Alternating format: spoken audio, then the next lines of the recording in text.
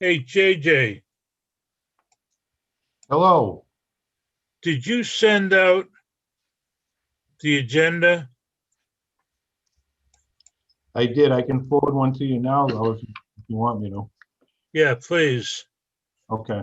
At the, onto my desktop. The Pewaukee. I'll send it right now. Thank you. Okay, Mr. Chairman.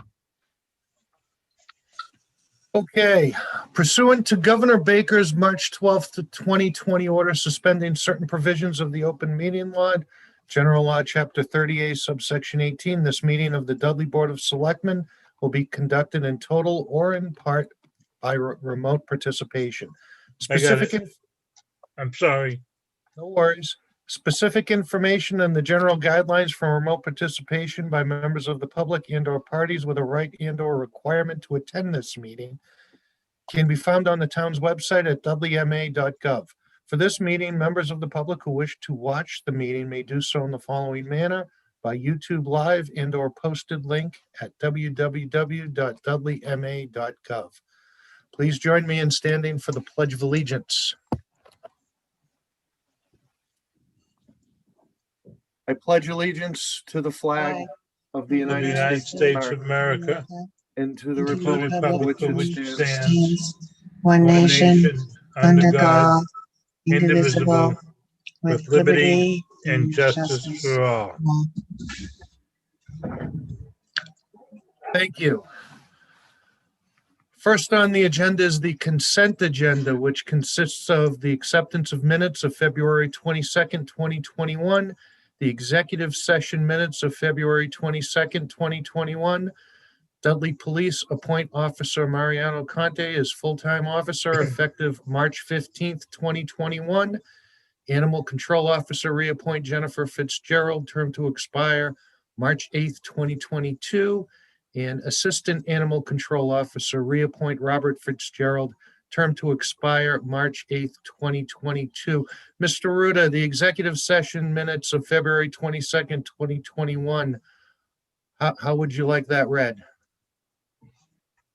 Are we okay to release those?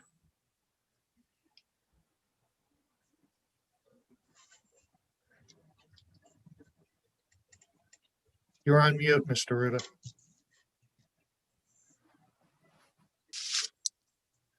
Let's leave it at not to release for now, Mr. Chairman. What's the board's pleasure? Well, Mr. Chair, I think we should break the executive session minutes off from whatever motion's being made. So I don't know how you want to phrase That'll it. be the cleanest way to do it, Mr. Chairman. Accept everything but the executive session minutes of February 22nd and just vote on that separately. Okay, Make a motion to accept the consent agenda minus the executive session minutes as noted by the town administrator. Second. motion and a second. Any discussion? Hearing none, roll call vote. Stephen Sullivan, aye. Jay Johnson, aye. John Marcy, aye. Paul Joseph, I. Terry Siganovich, aye, unanimous. Mr. Chairman, Yes, Mr. Marcy. I also want to like to say that point out that appointing a full-time officer is also a big deal. So we should also like maybe give that its own due at some point, Chief, as well. Thank you. Yes, Mr. Chairman. He was unable to make it this evening due to a commitment, Okay. a family commitment that came up. So, yeah, his probation period will be due to end on the 15th, and I want to make sure this was on before that expired. Got it. So, I'll have him appear at a future meeting. But all this would be is just a permanent appointment for him, getting off his probation period effective on the 15th of this month. Got it. Thanks, Chief. Thank you. Then is there going to be a separate motion on that? It already got included in the other one.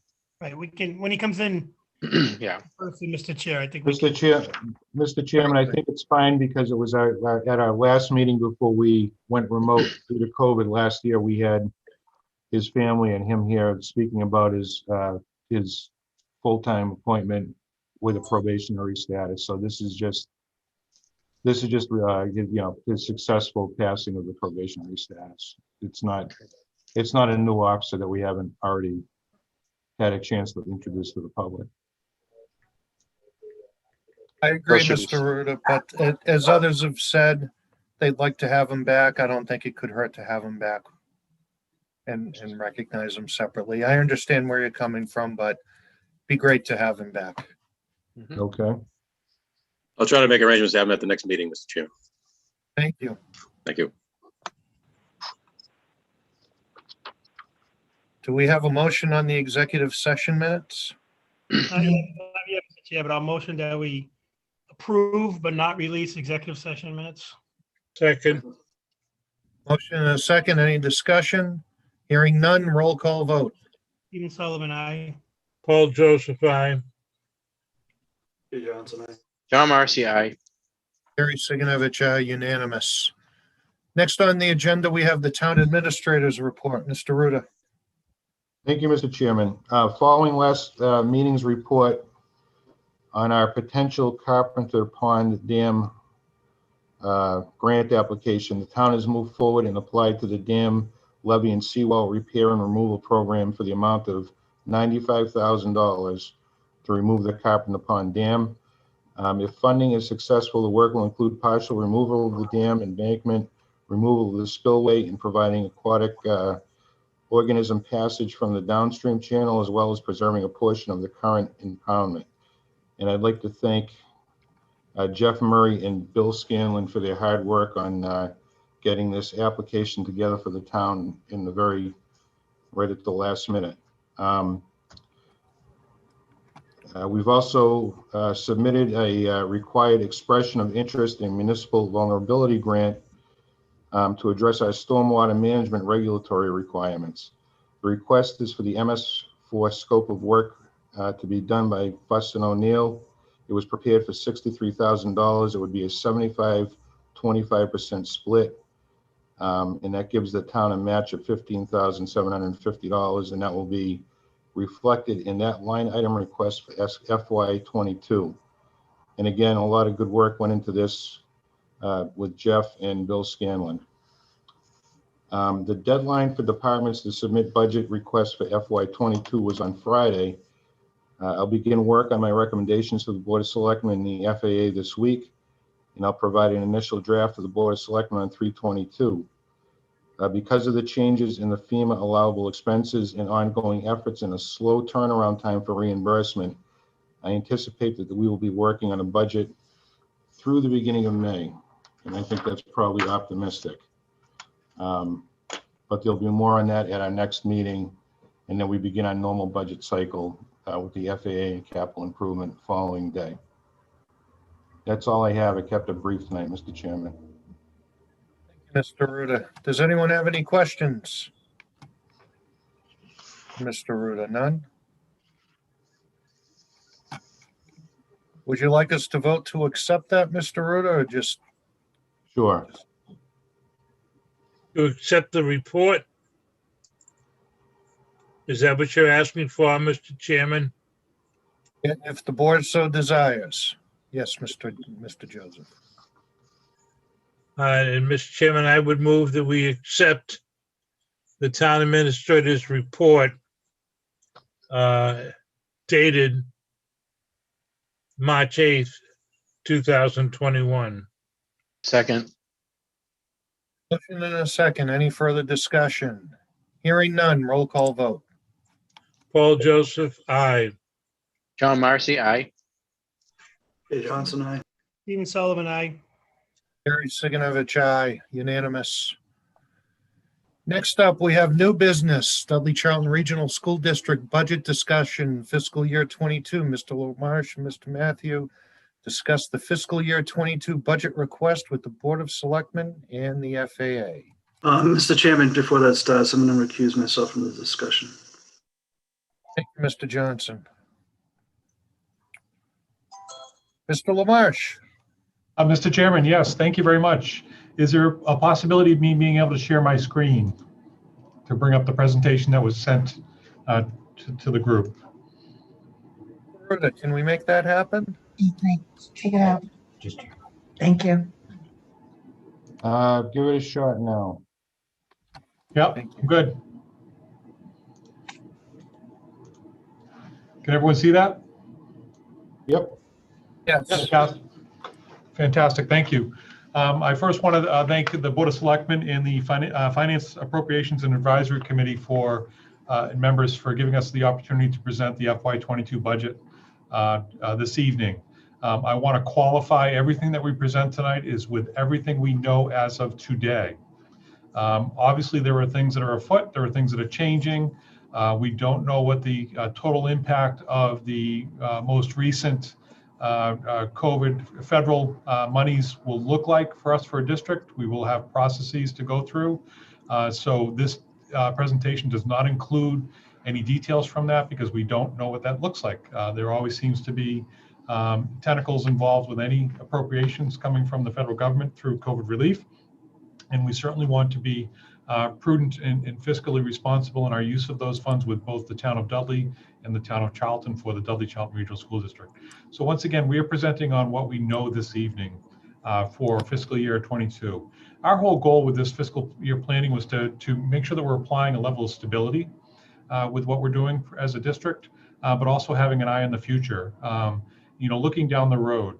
One slide in here you'll see is that we don't want to re-enter what people will see as a level of normalcy in a status quo position. That's really not being prudent, and that's really not being mindful of everything that we've gone through in a year's time as a district, but also as a community. So I'll be presenting a number of slides this evening. Director Mr. Matthew will present more of the details around the finances and the dollar amounts. And then we'll have obviously an opportunity for conclusion or questions from all. Please feel free to stop me at any time as I tend to go through the presentation. Sometimes maybe a little bit faster than I should.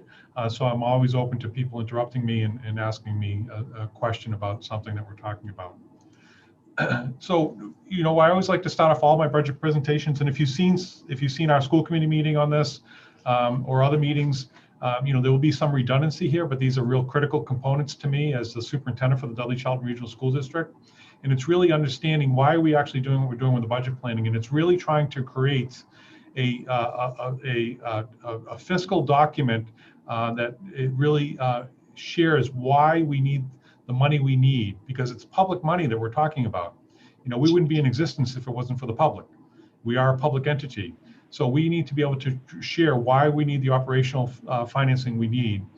We need to really share, you know, why this budget is an important budget for us to adopt. Because in the end, and you know this, and this comes with all fiscal money as well, that federal money that may be coming our way, is there'll be competing interests. And one of the most critical competing interests that will come with any federal money that we have to work together on is the effort by some, not by the superintendent, but the effort by some to spend every nickel we have immediately. We need to be more prudent of that and understand what those resources look like so we don't establish fiscal cliffs or precipitous drops in funding that not only impact the Dudley Charlton Regional School District, but actually impact our municipalities too. So, you know, there are a lot of competing interests. Those will continue to come forward, and they'll need to be managed and expressed as to why we're taking the tack we're doing. But in the end, the role and the purpose of this is we're spending public money. We need to be able to articulate why we're spending the public money in the manner in which we are. I always talk about budget, and there's always this feeling that budget is a budget season. There are processes involved with the budget season, or what would be considered a budget season. But the way we really approach budgetary planning is it's a 365 process, meaning it's 365 days a year. Now this year you could put a star next to 365, and you can multiply. You can put a multiplier next to it, because from March 12th of last year, March 13th actually of last year until now, it feels like we all went through 4 years of life, of planning, of working. So, but in true sense, 365, what that means is that that's the time for voices. We hear voices all year about, you know, maybe we should try this. Let's take a look at that. This would probably work better. Let's evaluate this. Let's set up a study group for that. So the budget process is really a 365-day process. It's not, we don't start the thinking when the actual procedural budget season starts in December to January, February, March, and all of that area. It's really a 365 process, and it's a listening process through the entire calendar year. Some of the important items that we look at, and this shouldn't be much different for a municipality, is the risks and assumptions that are made through budgetary processes. As a $52 million entity, as over a $50 million entity, we certainly need to be cognizant of all the risks and assumptions that are made through our budgetary processes. Obviously, the number one is COVID. I mean, we're not going to escape COVID for a while. We need to know how that impacts our budget and how to be fiscally responsible with the COVID relief money, but also how we approach health and safety of both staff and students through COVID. The other is understanding state aid and how that changes and fluctuates. We've had a number of years for regional schools where the state budget doesn't usually get formally passed until late June, maybe even the beginning of July, and that wreaks havoc with budgetary planning and all of that.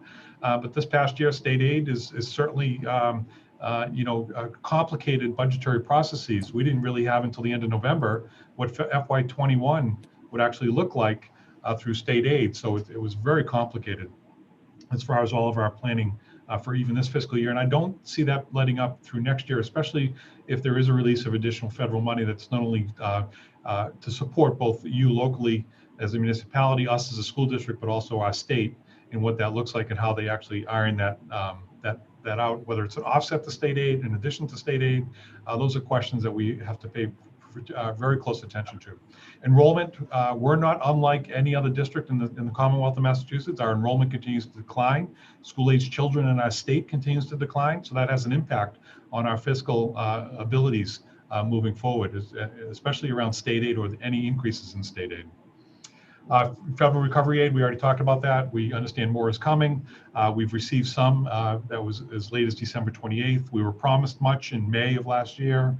It didn't come to fruition until December. We were lucky with the next one, municipalities and LEAs, to work with the municipalities and like Dudley to really help us out through some of that recovery aid. We need to continue that collaborative process and work together and make sure that we are a team moving forward for a fiscally unified front to make sure we support all of our entities, not only for the Dudley Charter Regional School District, but we need to be partners in the Dudley community as well. We also have to look at, when I talk about municipality and LEAs, local educational association, we have to look at what municipalities can afford. What does it look like for you as a municipality? Obviously, it's not giving us a gazillion dollars. It's not a starting point for us. So we're partners in the process. We're not gluttonous in the process, and we need to continue to work with you. Other risks and assumptions that we have to make moving forward at this point until the state budget is actually put forward is transportation reimbursement, what that looks like. It's not that there isn't transportation reimbursement, but sometimes it's on a sliding scale on percentage wise. Some years are good years, it could be 70, over 70%.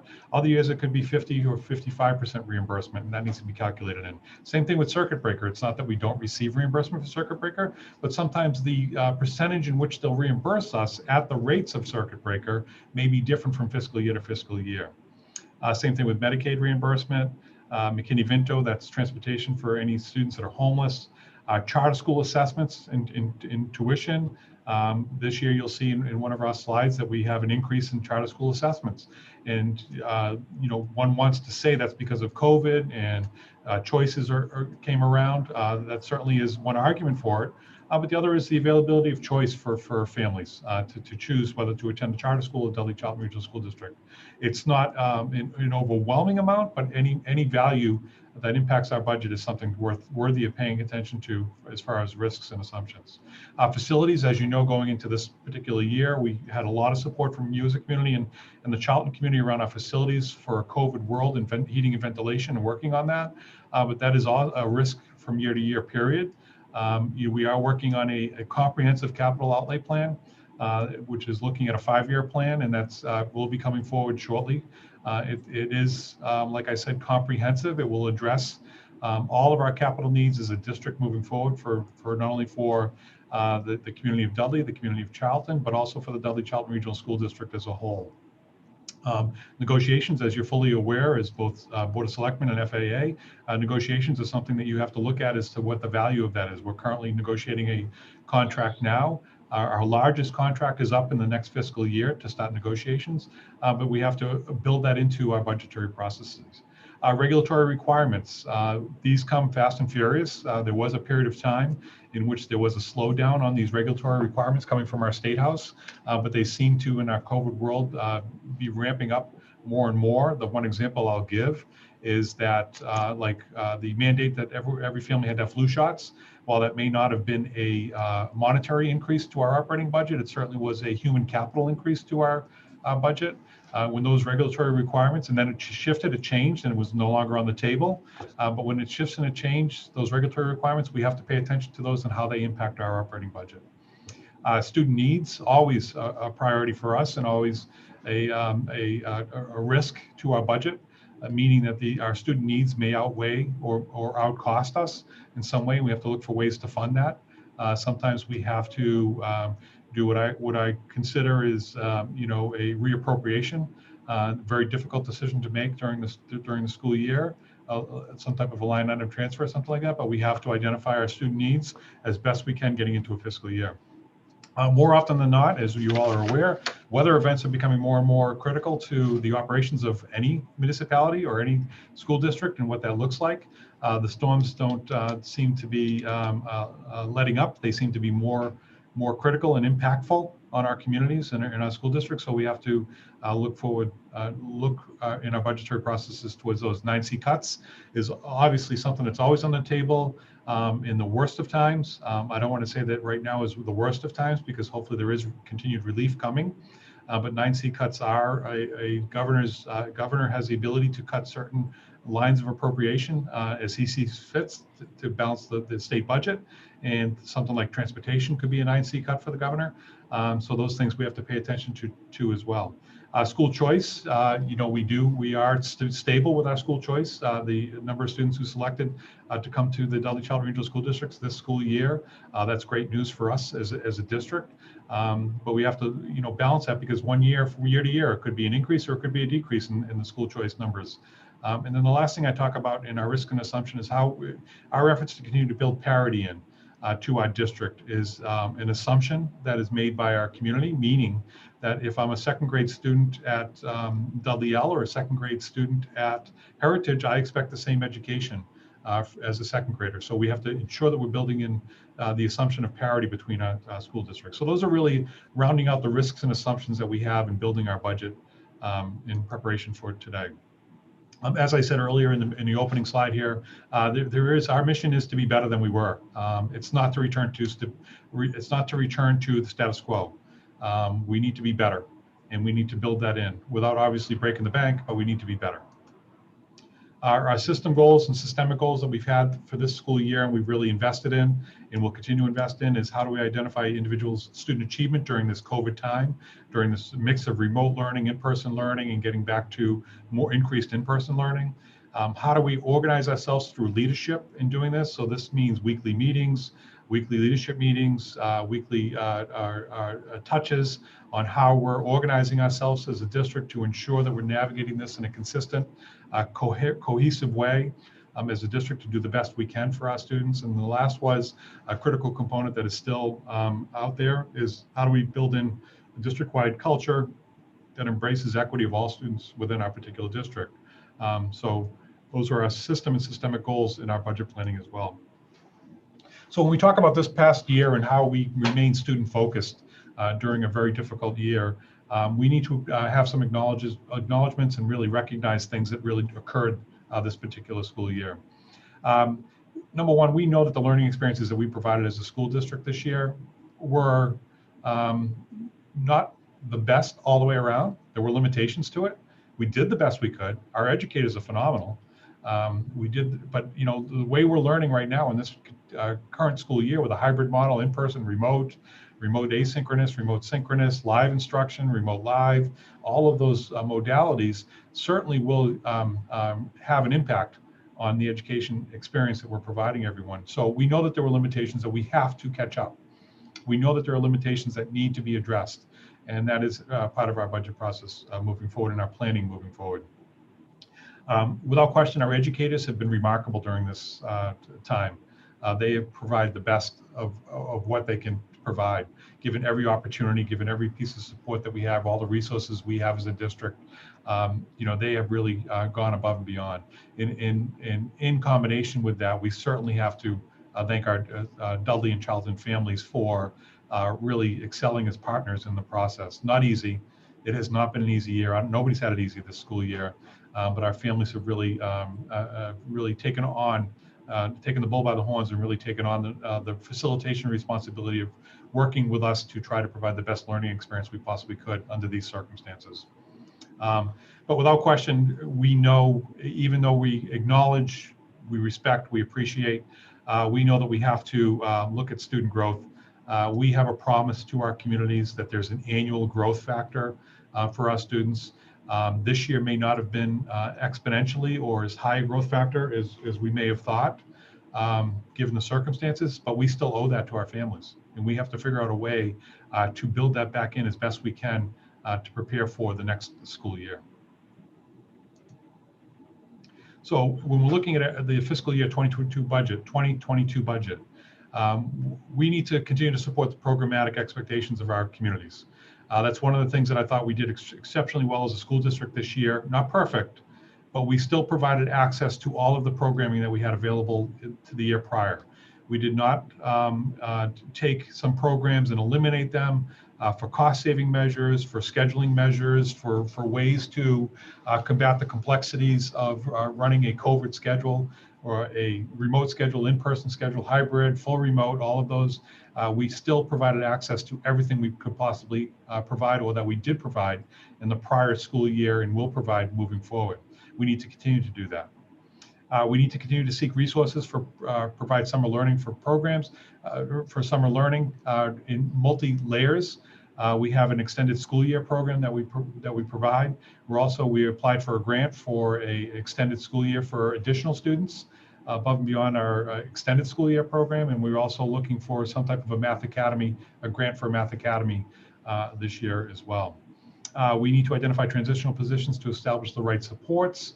Where are the critical components of moving forward for our students? Examples, how Math Academy is a great example. I'll give you, going from 7th, 8th grade to 9th grade, you're really looking at that algebraic component, that abstract thinking. We really need to identify that this summer and really come up with transitional pieces for that.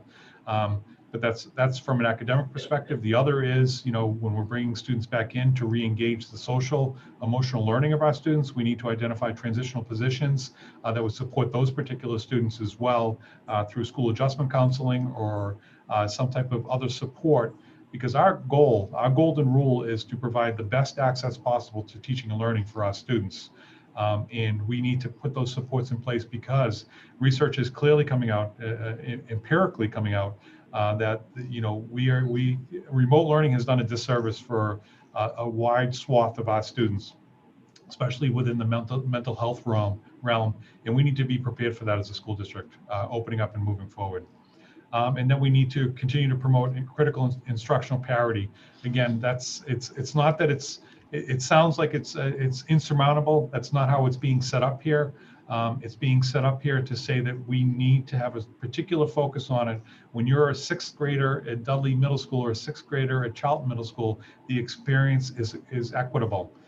That parity it takes work to do that because of the inherent differences between two communities, two schools, et cetera. But it really needs to be critical in our moving forward for FY22. One of the things that COVID has really done, and this is speaking to the supporting our students, is prior to COVID, we had a tiered system of support for our students. So to the left, the highest percentage of students that we had that probably were identifiable as needing really intensive support. There were really intensive, challenging circumstances for those particular students, whether it was social emotional, whether it was academic. We were looking at 5% of our total population. What we don't know, and we're continuing to work on through the goals of really trying to assess the progress of our students and that promise of annual academic growth, is how many students were flipped within those percentages. How many students now will be in the top tier? How many students now will require have expressed intensive challenges and really require our efforts to be really supportive of them and wrap around them? The question will come up about retention, as a vehicle to address, maybe student progress, but in a COVID world, that's probably not. First of all, there's empirical studies that say retention at a certain age is not the best means of responding to students with challenges. So beyond that, how do we wrap around those students as they continue to progress age-wise, chronologically, and how do we support them through their academics and their social and emotional support? So we really have to drill down and really get to know if we did flip the script on this tiered system of support. If our largest percentage of students is now at the top of the pyramid or an upside down pyramid, we have a lot of work to do moving forward with all the resources we have. So if we really look a little bit closer at flipping that script and how we're being proactive and trying to address that in the fiscal year budget moving forward, we are looking forward to, as I've shared already, we're looking for support in mental health. We need to add additional school adjustment counselors to help with the mental health changes of our students as they re-enter our school environments from a very social, emotional perspective, again, to ensure that they have clean and clear access to the academic expectations and academic teaching and learning that we are providing to optimize their academic success. We do need, for transitional purposes, in moving forward, we need additional nursing support. We've identified this school year. This has been identified prior to the school year. We have Mass DPH has guidelines that states if you have a school with over 500 students in it, you really should have additional nurse support beyond one nurse. We have two schools that are in that category, Dudley Middle School and Charlton Middle School. We're not looking to add a full-time nurse for each, but we're looking for additional nursing support for those facilities, but also as we continue to work through COVID. We have an increase in the educational evaluations. This is a process where there are concerns this school year. It's clear, it's understandable, it's something that we have to work on, but as we have additional educational evaluation requests, we have to add resources and support to be able to conduct those. It's heavily regulated and something we need to meet specific timelines on. We have an increase for additional special education services within our district. It's probably no surprise to folks that, our students that are most vulnerable during the COVID time, we've done, I think, a remarkable job, both with our teachers and our staff, to support students and with families, but there will be some need for increased support to address any concerns of compensatory requirements for students moving forward. We need to add additional services for our 18 to 22 students this school year.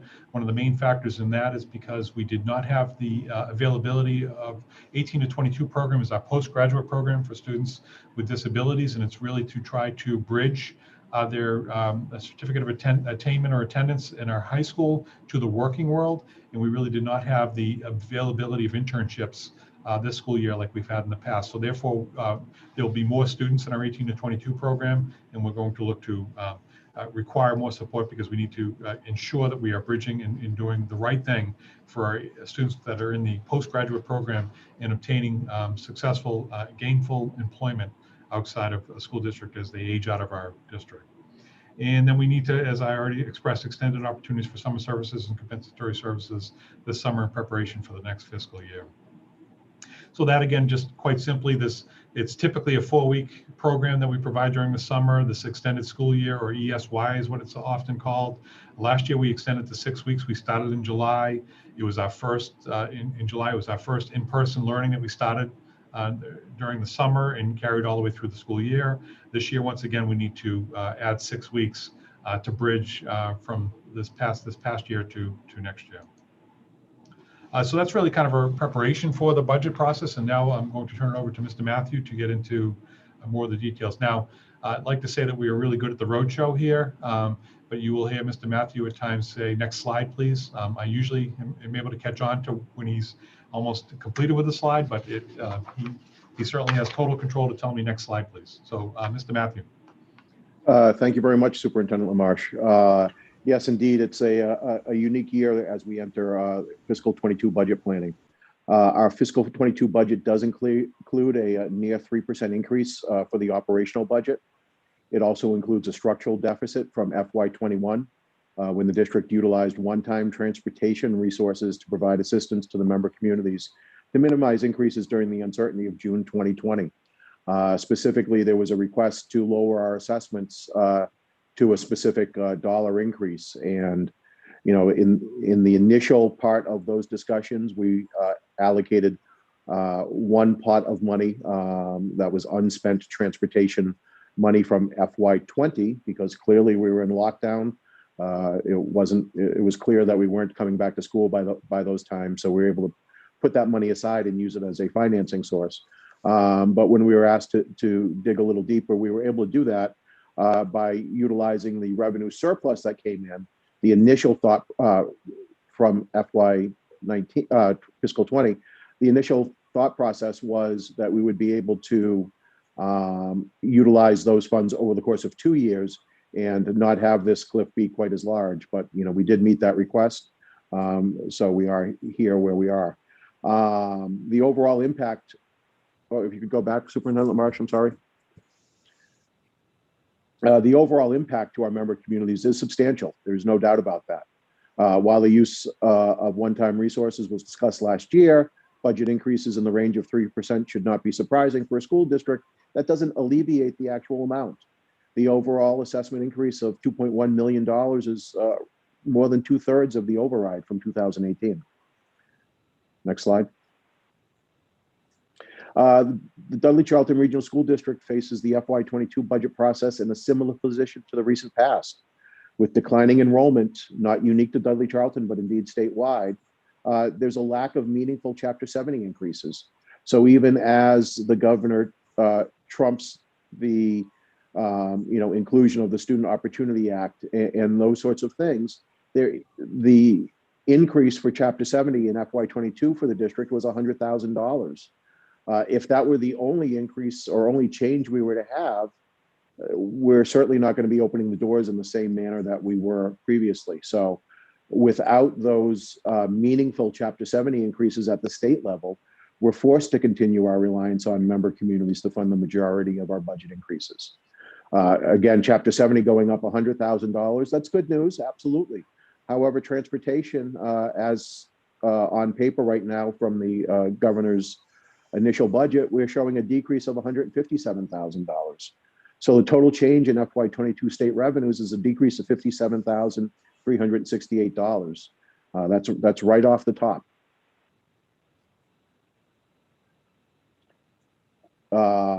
Again, for the FY22 assessments, the breakdown in Charlton, the total assessment requested at this point in time for FY22 is $14,789,261, an increase of $1.143 million.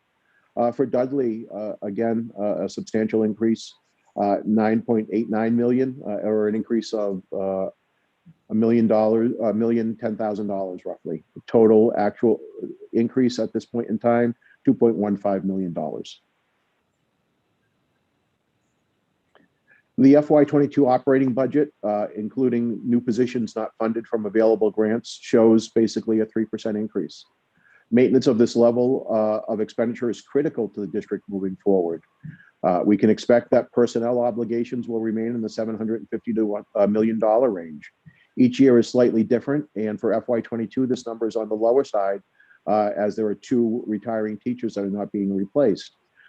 This does allow for the introduction of needed new staff, such as the nurse that Superintendent LaMarche discussed, and a facilities director that's critical to the district moving forward, and was included in the Mars recommendations of a couple of years ago for the district.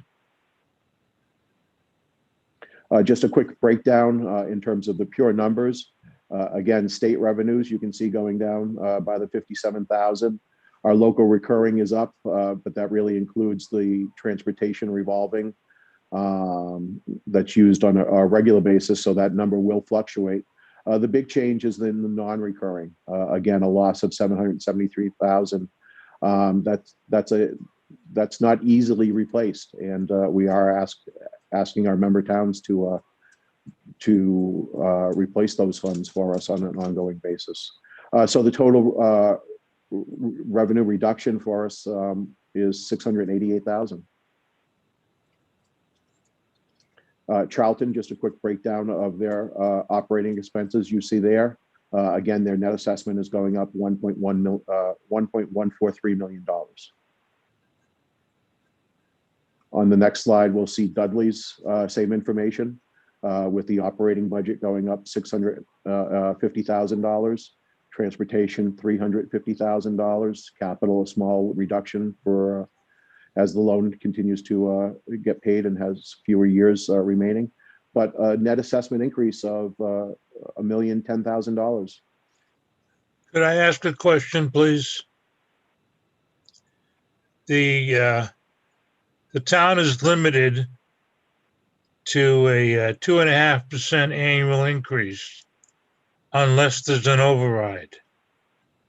You're asking for a little bit over a 10% increase from the town of Dudley. The $1,009,412 is about a 10%, 10 point something percent increase. Now that means that increase that you are requesting from Dudley is about 7% or 7.5% above the 2.5% increase. You realize that if that were granted or approved by the town of Dudley, that means that we would have to decrease the funding to all the rest of the town departments by that 7 or 7.5%. How do you propose that we do that?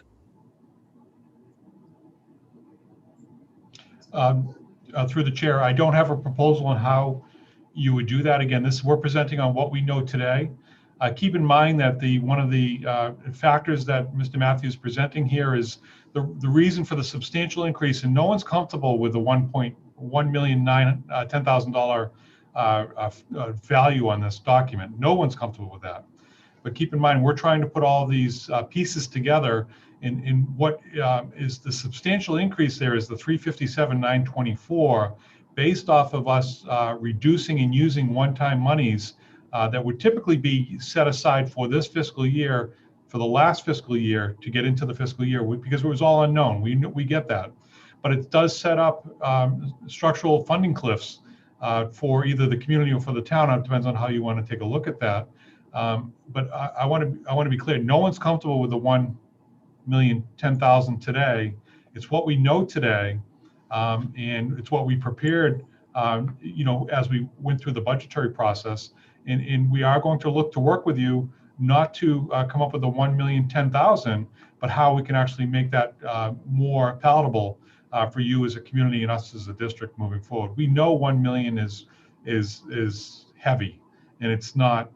It's end of the day. I don't think there's one person who isn't a realist here who doesn't realize that asking Dudley for $1 million, $1,010,000 is really going to be the final request for the budget process. But again, we're presenting on what we know today. So I appreciate the question, and I don't have answers on, and I'm not here to identify other municipal organizations as to take resources from.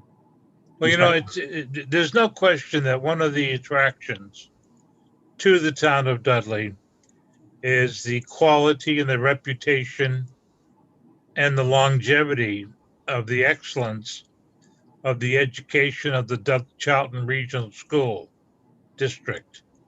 However, we've got to find a way to reduce that amount so it is closer to a 2.5% increase overall, which will allow us to then fund the rest of the town departments in the same equitable 2.5% increase rate.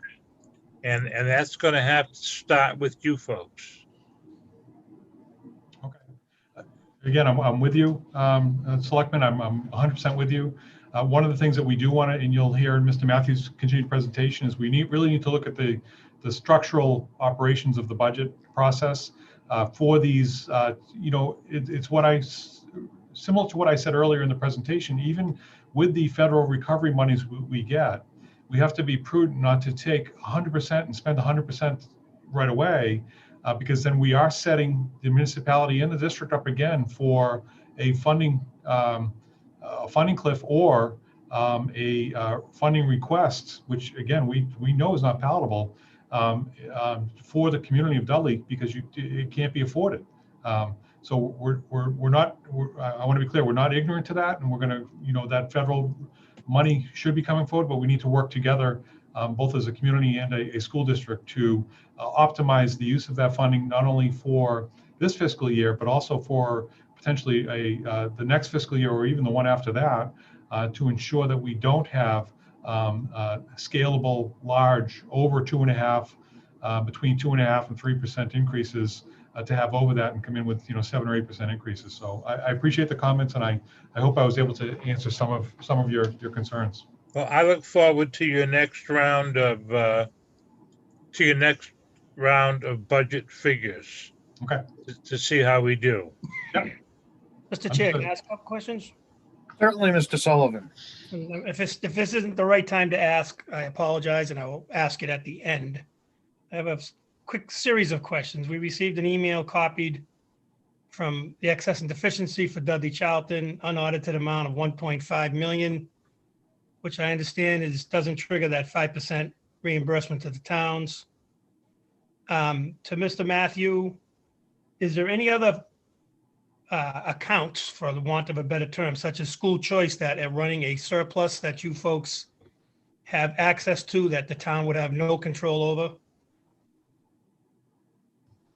So through the chair, yes, indeed, our E&D was recently certified. We apply that a good portion of that amount to the operating budget each and every year, and you'll hear me talk about that a little bit more. The other two pillars that we really use for assisting the budget for the regional school district is indeed school choice. This year we have about 160 students who have choiced in. That equates to $800,000 of pure guaranteed revenue if they stay for the entire year. And then there's a special education increment for those students that have special education services. So the total expected revenue is around $900,000. The total planned expenditure for that particular area is $890,000, rounded off to $900,000. And circuit breaker, we're required to not hold circuit breaker greater than the amount we received the previous year. We try to keep that amount near the 100% level, though the last couple of years it's dipped below that. That acts as a nice reserve for unexpected expenses in the special education area that weren't known in January or February or now when we're planning next year's budget, but might only hit us in next November or December. But again, we have to utilize those funds each and every year. And we do plan that in the budget. So, Mr. Chair, if I can continue for a minute. Certainly, Mr. Sullivan. So, Mr. Matthew, based on what you just said, your school choice is basically revenue neutral. So what's the benefit in engaging in school choice? Well, it's affording us $900,000 of assessments that we don't need to pass on to the towns. But you said it was 880,000 in expenses. Yes. Yep. So we bring the money in and we spend the money. If we didn't bring the money in, we'd still be spending a good portion of that money, if not all of it. But there would be no place to pay for it other than through passing it on to our members. Okay, well, it just seemed like it was revenue neutral. And if we're bringing in more students, and Mr. Lamache clearly indicated in the beginning of his presentation, our enrollments are down. But if school choice, like I said, is revenue neutral, basically. So that I'm sorry. I'm sorry. I just want to add to the school choice thing, which I appreciate the comment, but it's not as easy to say that school choice, student to student, and dollar to dollar is apples to apples. What school choice does do is, as Mr. Matthew was indicating, is it allows us to continue and maintain funding for things that are programmatic within our district as well, so all of our students have access to them. With a decreased enrollment, you may look at reducing certain programs because of the enrollment of that, but it allows us to continue to fiscally support those programs, whether it's expenditures for staff, resources, to technology, to support those particular programs. And then furthermore, what school choice does do is it does add the typical school choice, and I've done some preliminary research on this, not necessarily completely with Dudley Charlton, but on school choice in itself, is you tend to bring in students that are really focused on their academics and success within the Dudley Charlton Regional District or a school district, because there is a requirement for the parents to transport them to and from school. There's a commitment that's unbelievable if you do select to be a school choice student. But what it ultimately does is it allows us to continue to maintain the programs that we get to offer as a school district without, as Mr. Matthews said, either reducing our budget or going to the towns for more fiscal support. Okay, so along the same vein of my questioning earlier, and would Mr. Joseph try to echo kind of what he said?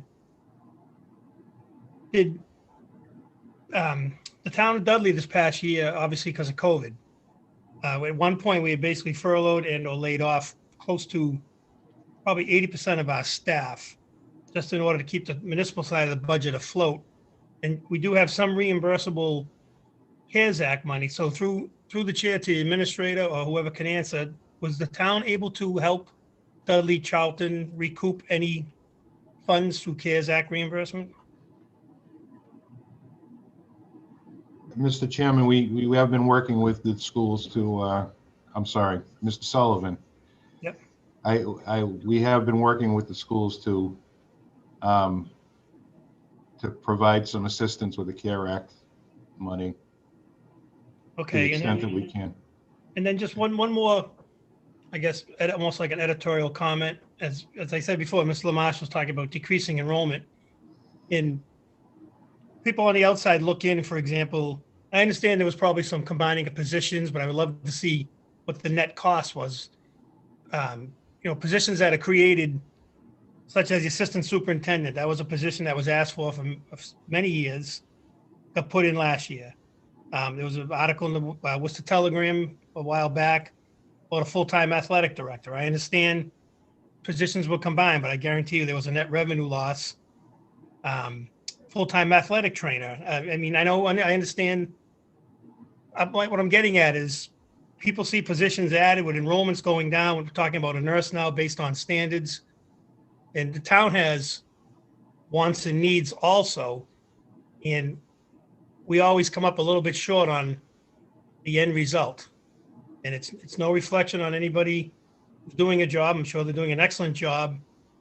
You don't see, we would like to have, for example, an assistant to the town administrator to help with something, in the town. And we just know the funding isn't there. So we look at these numbers, and Mr. Joseph said it better than I could, and he did the math. And we see these increases. We see programming, which is great. I'm sure students probably need it. Families need the support. And then we go back to our people and say, all right, we're going to do the best we can, but we're going to probably put a Band-Aid on this one because we don't have the funding or we don't have the position. We don't have what we need to get done. So when I see these big numbers, and I understand, Ms. Lamache, how it works, this is the so-called wish budget. This is what we want. This is where we see things now, and the number's probably going to come down. It's just a big pill to swallow right out of the gate, and it's really, I can't see if we don't get it down to the percentage that Mr. Joseph talked about, how the town will be able to function with what's left over. Thank you, Mr. Chairman. Mr. Chairman, could I plug in a few more questions? Go ahead, Paul. Mr. Lamache, what is the status of the union contract for teachers? And do you have more than one contract? Do you have an additional contract with AFSCME or whatever for the non-teaching staff? Selectman Joseph, I'm not sure, are you asking what the contractual increase is for fiscal year, like for next year? Well, that was going to be my next question, but we have a contract with teachers. How long is the contract and how many years are left on it, or what year are we in? in Right, that so- contract? Great question. We just completed last year negotiations with MNA, our Nurses Association. We're in contract negotiations now with our paraprofessionals. We're in the middle of that negotiations, and next year we start. It would be the start for a successive agreement with the teachers moving forward. Right now, it is a 2% increase, cost of, you can call it a cost of living increase, but a 2% contractual increase for all parties at this point in time, with the exception of the one that we're still negotiating this year. But the nurses and as well as the teachers is a 2% increase. That's the answer I was hoping to hear, and I appreciate. The second question is, what is the status in any of the contracts regarding furloughs, if in fact our enrollment is decreasing? I want to be clear, if our enrollment is decreasing to the extent where their reductions are needed. So for example, you heard Mr. Matthew talk about, there are 2 positions we're not filling. Those are based off of enrollment. So if our enrollment continues to decrease, we will make the reductions in staff. We're not here to try to prevent that operational process from happening because we know that our services are based off of enrollment. So that will be something that we visit on our again, a 365 process with our enrollment moving forward. But that is the reason why those 2 positions in the budget we're not filling is based off of enrollment. Yeah, and I realize, so for the record, that you and Mr. Matthew are in a very difficult position. When I was enrolled as a dean at Worcester State, I was also the statewide president of the Administrators Union in public state colleges for 21 years. And there's some tough bullets that had to be bitten by the union in the course of negotiations. So I know it's a tough spot for the unions, and I know it's an even more difficult position for you folks. And I want you to know that I appreciate that, but I also understand it. Yeah, thank you, Selectman Joseph. Please keep in mind the budget that we're presenting is for full reentry for next year as well. During this COVID year, which has been difficult to say the least for everyone, we did have to use COVID relief funds to try to support all of the options that were available to our families, whether it was in person, full remote. We did have to add additional staff. We added additional cleaning staff. There's a lot of services that we did have to add for our fiscal year that will not be continuing, but those were grant funded. Those were not operating budget funded. So, thank you. Yeah. And Mr. Chair, real quick too, I know Mr. Matthews probably going to touch on it when I was going through that quick list of recent adds to staff. I noticed we're going to get a presentation. I did watch the school committee meeting last week of a facilities director. So that just goes into the thinking as a town official.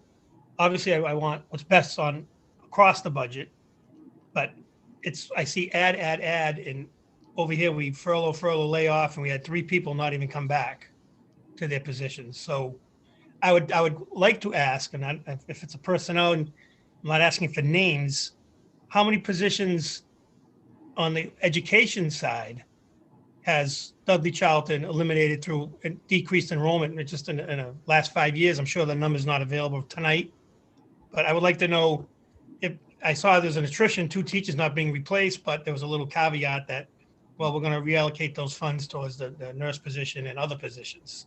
So it's not a revenue saver by any stretch. So has there been any attrition where staff has not been added because enrollment's down? I know there was some restructuring of amount of kindergarten classes a couple of years back. Teachers that are certified in upper grades were moved up or down, or vice versa. And I know they get shuffled around, but I guess what I'm getting at is any position straight out eliminated due to decreased enrollment?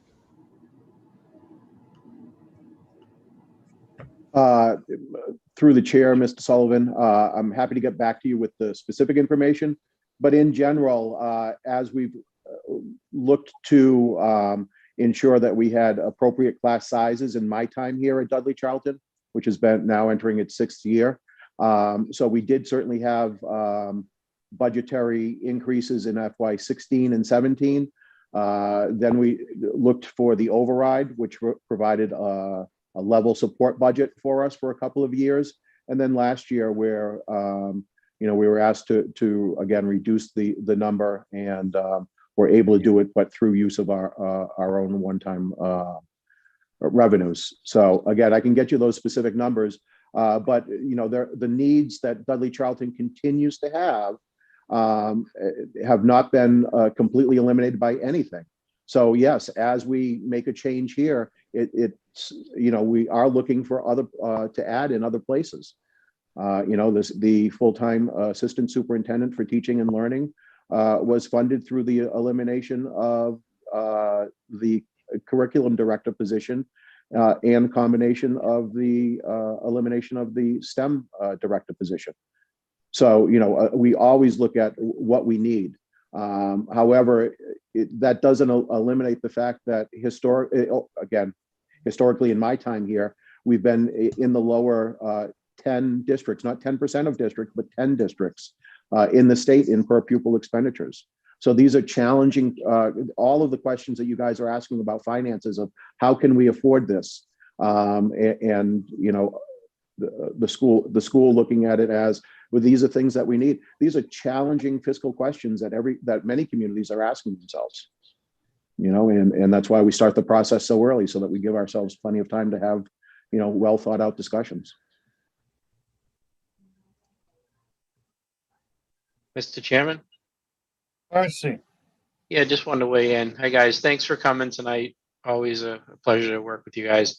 Sort of echoing what Paul and Steve had said, but usually when we do this presentation, there is a graph that shows enrollment over a certain period of time. Is that coming up, or just sort of what order of magnitude are we looking at as far as that? Just we hear from parents around the district that, or at least in Dudley, I hear it that people might be looking at other choices. So I'm really curious at what kind of drop off are we projecting? I don't have that graph. I wasn't aware that you typically get that graph of enrollment, but I'll certainly get that to you. It's a little complicated this year because of the request for homeschooling on top of everything else. We've included homeschooling in our communications moving forward because we're confident that some families that selected homeschooling will re-enroll next year. So that's a factor in our enrollment for this particular year. But I'll certainly get that graph. But it's not. It's a Commonwealth issue. It's not just a Dudley Charlton issue. Oh yeah, of course.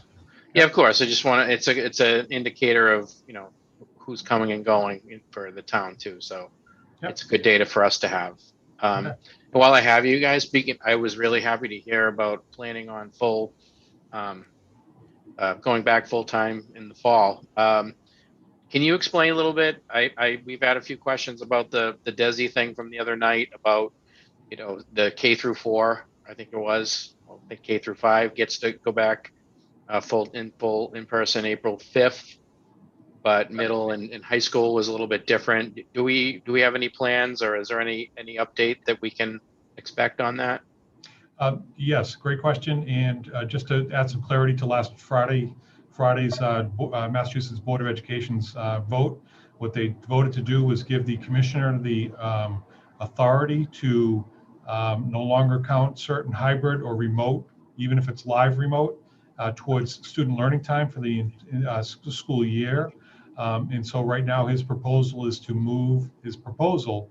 We were informed we should be getting guidelines tomorrow. We have a conference call on Wednesday with the commissioner to understand his proposal even further, or how he's going to plan to exercise his authority. But right now it looks like a rolling week process, starting with elementary right around the April 5th timeframe, and then rolling weeks of increasing in-person learning for the remaining students within a school district. Nothing is confirmed, but it's something we're paying close attention to.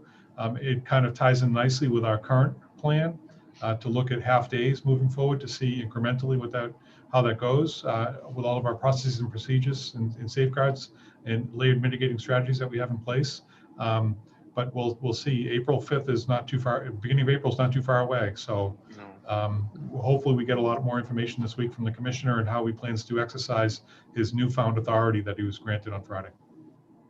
Okay, no, I appreciate that. And just, again, always want to give a shout out to the special ed team at Dudley Charlton. You said it earlier. I want to say it again. Cohort D has been in school since last summer in person, 4 days, now 4.5, and it's gone really, really well. And I want to call them out for doing a great job. Thank you. Thank you guys for that. Mr. Chair, can I just make one other comment? Certainly. I certainly agree with, I believe it was Mr. Matthew that talked about the per pupil expenditure. And people that are watching at home, I've already got a couple texts to basically the old adage, raise the taxes. Well, just as you folks have a formula to get to your per pupil expenditure, the towns have a formula set by the state to get to a tax rate. So for someone to say, just raise the taxes and give them what they want, that is obviously not a viable solution. And I don't think the people that say that probably don't understand how that formula works. And to be honest, I don't know the whole formula myself. We rely on our assessor and other professionals to make sure our paperwork gets to the state, so the tax rate is set by the state. So we understand per pupil expenditures not in the upper echelon of the state. I've had 4 children go through Dudley Charlton, all with very varying degrees of success, very successful. And I understand that. I understand the per pupil expenditure is low, but that is truly out of our hands. And, the only way to raise, as Mr. Joseph said before, you raise one side, you take from the other. So if we were to raise up the per pupil expenditure, it would adversely and negatively impact services offered by the town. I mean, it was several years back that we actually closed our town hall. I think Mr. Carmignani's on, I believe he was treasurer at the time. We had to close the town hall something like 2 days a week, furloughing full-time people, which impacted the ability for the town to function. So that it is a big picture item, and we try to take the big picture, but yeah, I'm sorry for asking questions about revenue and about how it's being spent up there. And if it's an uncomfortable questions, I'm sorry, but they need to be asked. We welcome the questions. Selectman Sullivan. I appreciate that. Mr. Matthew, is it okay if through the chair, is it okay if Mr. Matthew continues? Absolutely. Please and thank you. Thank you very much. And again, just to reiterate, yes, these are challenging times for everybody, and there will be challenging conversations to come. But continuing on with new staff, with our FY22 budget overview, on the expenditure side, again, yes, we are looking to hire a full-time facilities director, a school organization with a $50 million budget and 7 schools to manage should have one of these, absolutely. We're looking to change one of our instructional assistants positions over to technology support, a slight bump there in terms of cost. We're looking at hiring an occupational therapist district-wide at a 0.6 FTE because that's what we need at a cost of $34,000. And again, a nurse for the middle schools, something that's been discussed. Other expenditure budget increases are in the areas of employee benefits, health insurance. At this time, we're looking at a potential of a 5% increase on our health insurance rates. That's again, at this time. We certainly hope that those numbers can come down. But, there has been a sizable increase in expenditures from this year. A good portion of it, we think, is based on of costs that were avoided last year. So we're in discussions with our insurance advisory committee and our insurance group, the Mass Strategic Health Group, to look to see what can be done to lower those increases. Our regional retirement assessment Hold has on, increased. Mr. Matthew. I'm sorry, let me, before I forget to ask these questions. Do we have a record of claims filed with our health insurance carrier for the past 12 months? I'm a little clear as to exactly what you're trying to ask, Selectman Joseph. Okay, let me ask two things this way. Do we have a record of the health claims that have been filed by our employees with our current health insurance provider? Yes. Okay. And does that data or data indicate that there's a warrant for a 5% increase? Yes, that's what the actuaries that do this professionally are recommending at this point in time. And the actuary was hired by whom? Mass Strategic Health Group. Okay.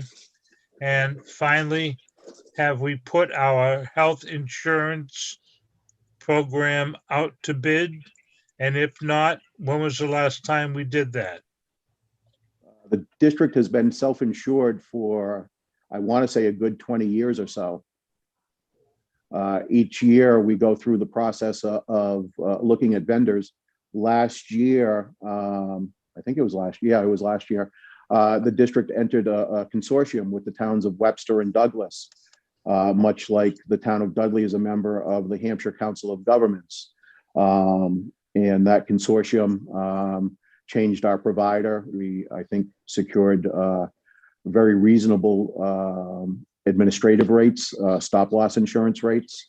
And again, as being self-insured, we pay for the actual cost of the service itself. So I guess the answer to your question is it was last put out to bid for fiscal 20 while we were forming the Mass Strategic Health Group.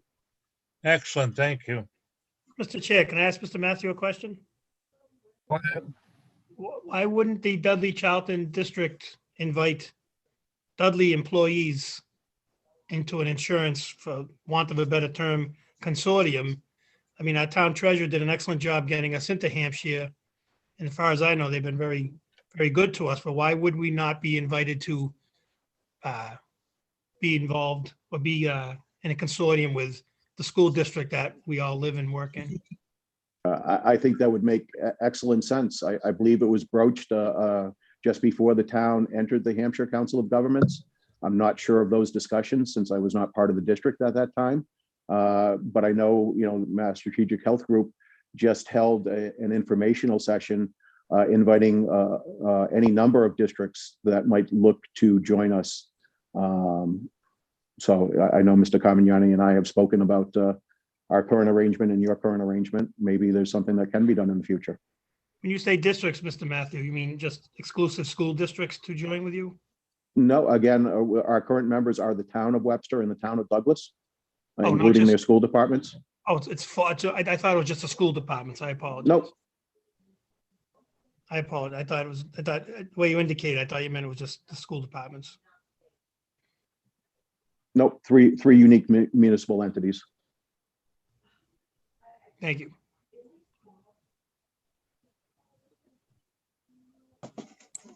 So continuing on, again, regional. Are there any other questions? Oh, no, I was just going to ask you to continue if you wish. That's all. All right, thank you. Again, regional retirement increase, I'm sure on the town side, you're very familiar with this. This accounts for our non-MTS retirements, as well as our obligation to have a fully funded retirement plan. I think the date has been pushed out to 2040 at this point in time, but I might be a little off on that. On the next slide, our state assessments, changes to school choice and charter school tuition account for 136,786 of our increase. This number is likely to change as, again, we indicate plans for full reopening in the fall.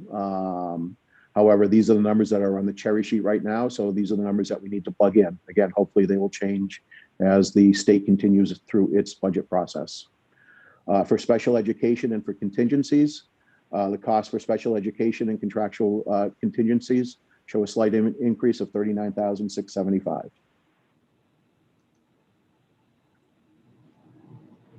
In terms of the grants that we have available to us for next year, again, the only thing that has been passed and signed from Washington was the ESSER 2 grant right at the end of December. I think, going back to the summertime, I think everybody was anticipating that that grant was going to be released at any time soon. What we've continued to hear from the state through May and into June was, it's coming. Yep, it's coming. Yep, it's coming. And I think the state had probably planned on that as well. So when the tax filing deadline in July came and went, and there was no grant available, and August came and went, the state ultimately said, we can't wait any longer, and finally in December did their final budget. But those delays from Washington have hurt planning all the way around. But our planned usage for next year is for the high school 18 to 22 program that Superintendent LaMarche referred to previously. We do have a need for hiring additional instructional assistants to the tune of 8 positions, potential additional office support for next year, adjustment counselors to deal with the ramifications of the past 12 months in the COVID world we've all been living in, and speech and language district-wide at a 0.5 FTE. Again, these are viewed as potentially likely transitional positions, and the point of using the grant in the way that we're doing is to provide assurance that we don't face that cliff next year. So our total grant is $1,089,272. In fiscal 22, we presented $540,000 in known planned expenses. There certainly is a potential for additional expenses in FY 22 as we deal with academic regression or social emotional regression. We don't know what additional supports may be available either through competitive grants or entitlement grants, either at the state level or the federal level. So we do need to, as we continue to identify our needs, we need to make sure that we keep some monies in reserve for potential additional expenses in the upcoming fiscal year. Whatever balance. Will the grant, I'm sorry, I apologize. Will the grant administrator be a new on-site position? Or will it be assigned to someone already on staff? The grant administrator will be the same person it has been in my time there. It's me.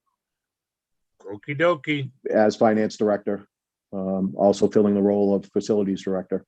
The balance, again, will be used to help offset remaining needs for fiscal 23. There is, I don't know if the town is aware of this or not yet, but there is the potential under the governor's language of the first pass of the budget for the town to request usage of the grant to help offset a percentage of their minimum local contribution increase. This is only a potential based on the governor's budget proposal and subject to change as the budget process goes through. Again, where we're clearly identifying what we plan to spend those funds on in terms of dealing with potential, again, social, emotional, or academic regression. We hope that we can avoid going through the accounting gymnastics of this. But if the town requests it, it is indeed your decision, not ours. But again, we think by presenting everything up front, we're being very forthright. And the one thing that would be of a concern is to plan to use it based on the governor's language and then have that language change midstream or, God forbid, even after town meeting. And then, cause a budget kerfuffle, as they say. The FY22 operating and capital budget is $52,571,801 as proposed. It's an increase of $1.4 million over fiscal 21, or 2.86%. The assessment increase, however, is a much larger percentage. But again, if in order for our budget to grow near the 3%, I'm not sure how the town assessments will come in at the 2.5% level. But the increase of $629,000 due to one-time resources used, an increase of $57,368 due to the decrease of FY22 state revenue. And you're aware that any increase over 2.5% assigned to Dudley will be met with opposition. Yes. I think, yeah, I think we historically have tried to come in and meet that request. There have been years where we've been successful in doing that. There have been years where we've been unsuccessful in doing that. So, you know, again, we're at the start of a journey, not the end of it. So we'll have to see where this particular journey for this particular year takes us. Okay. But in looking forward, again, because it's important to start these conversations now, I think, in addition to the regular needs of the expenditure side of the budget, I'd like to talk a little bit about the revenue side as well. As mentioned, the district utilizes a healthy percentage of its own reserves, the excess and deficiency mentioned, to the tune of just over $1 million each year to supplement the revenue budget, and has planned usage for the school choice revenues, again, to the tune of around $900,000. E&D is created from revenue in excess of expenditures.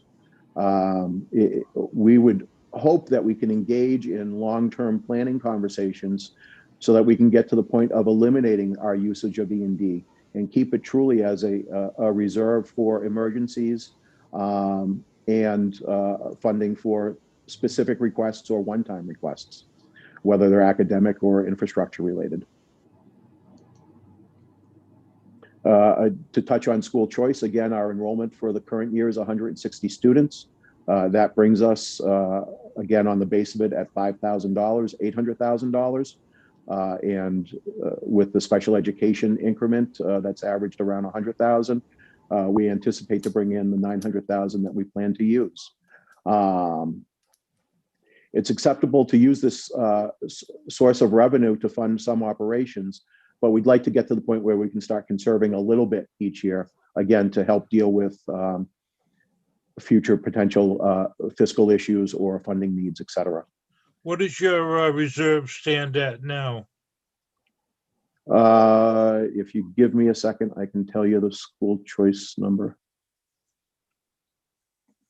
I asked that earlier. I thought it was 1.5 in E&D and then 900. Somebody said 900,000, I thought. Well, that's the recurring revenue, but recurring expense as well. Fiscal 20 closed with just slightly over 500,000 in school choice. Okay.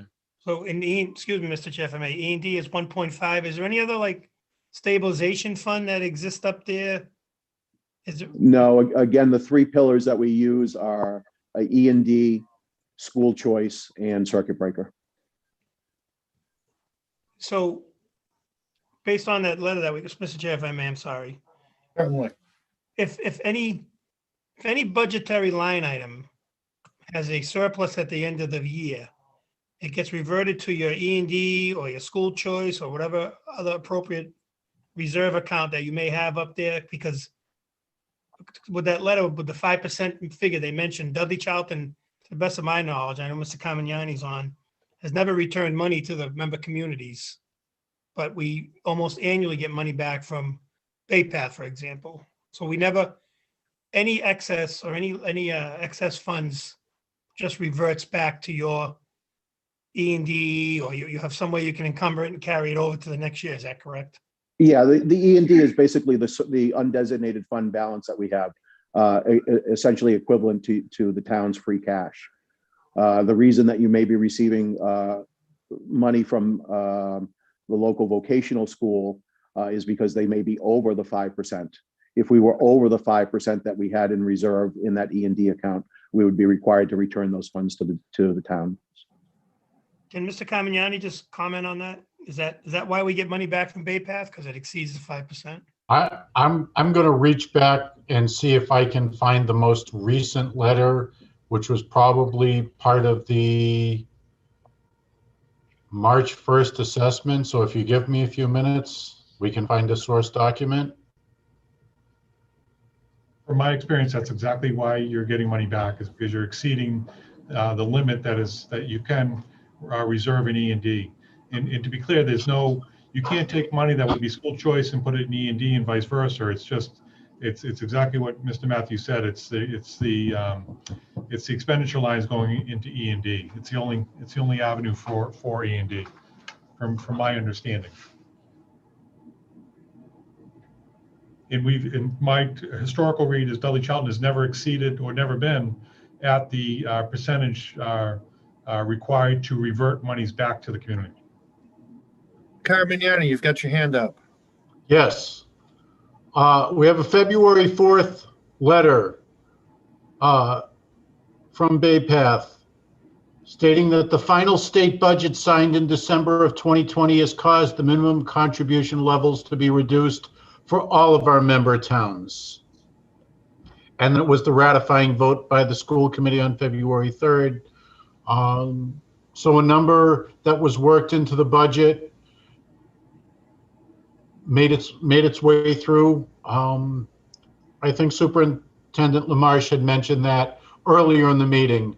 2021 was in motion, and it was in motion up until December of 2020. And I think it effectuated itself for another school district. And I can't speak to what it did for Dudley Charlton, but we have our answer for this. It wasn't a flat, we're returning money because of reasons A, B, and C. It's additional state funding. That's how that reads. And it would have reduced the minimum contribution to the member towns. So respectfully, through the chair, that's a little bit different than the E&D conversation. I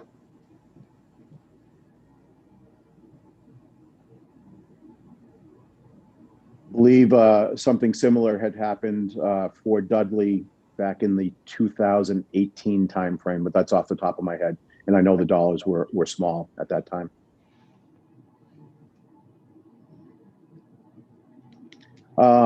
So again, school choice, we've talked about. If we can go to the next slide.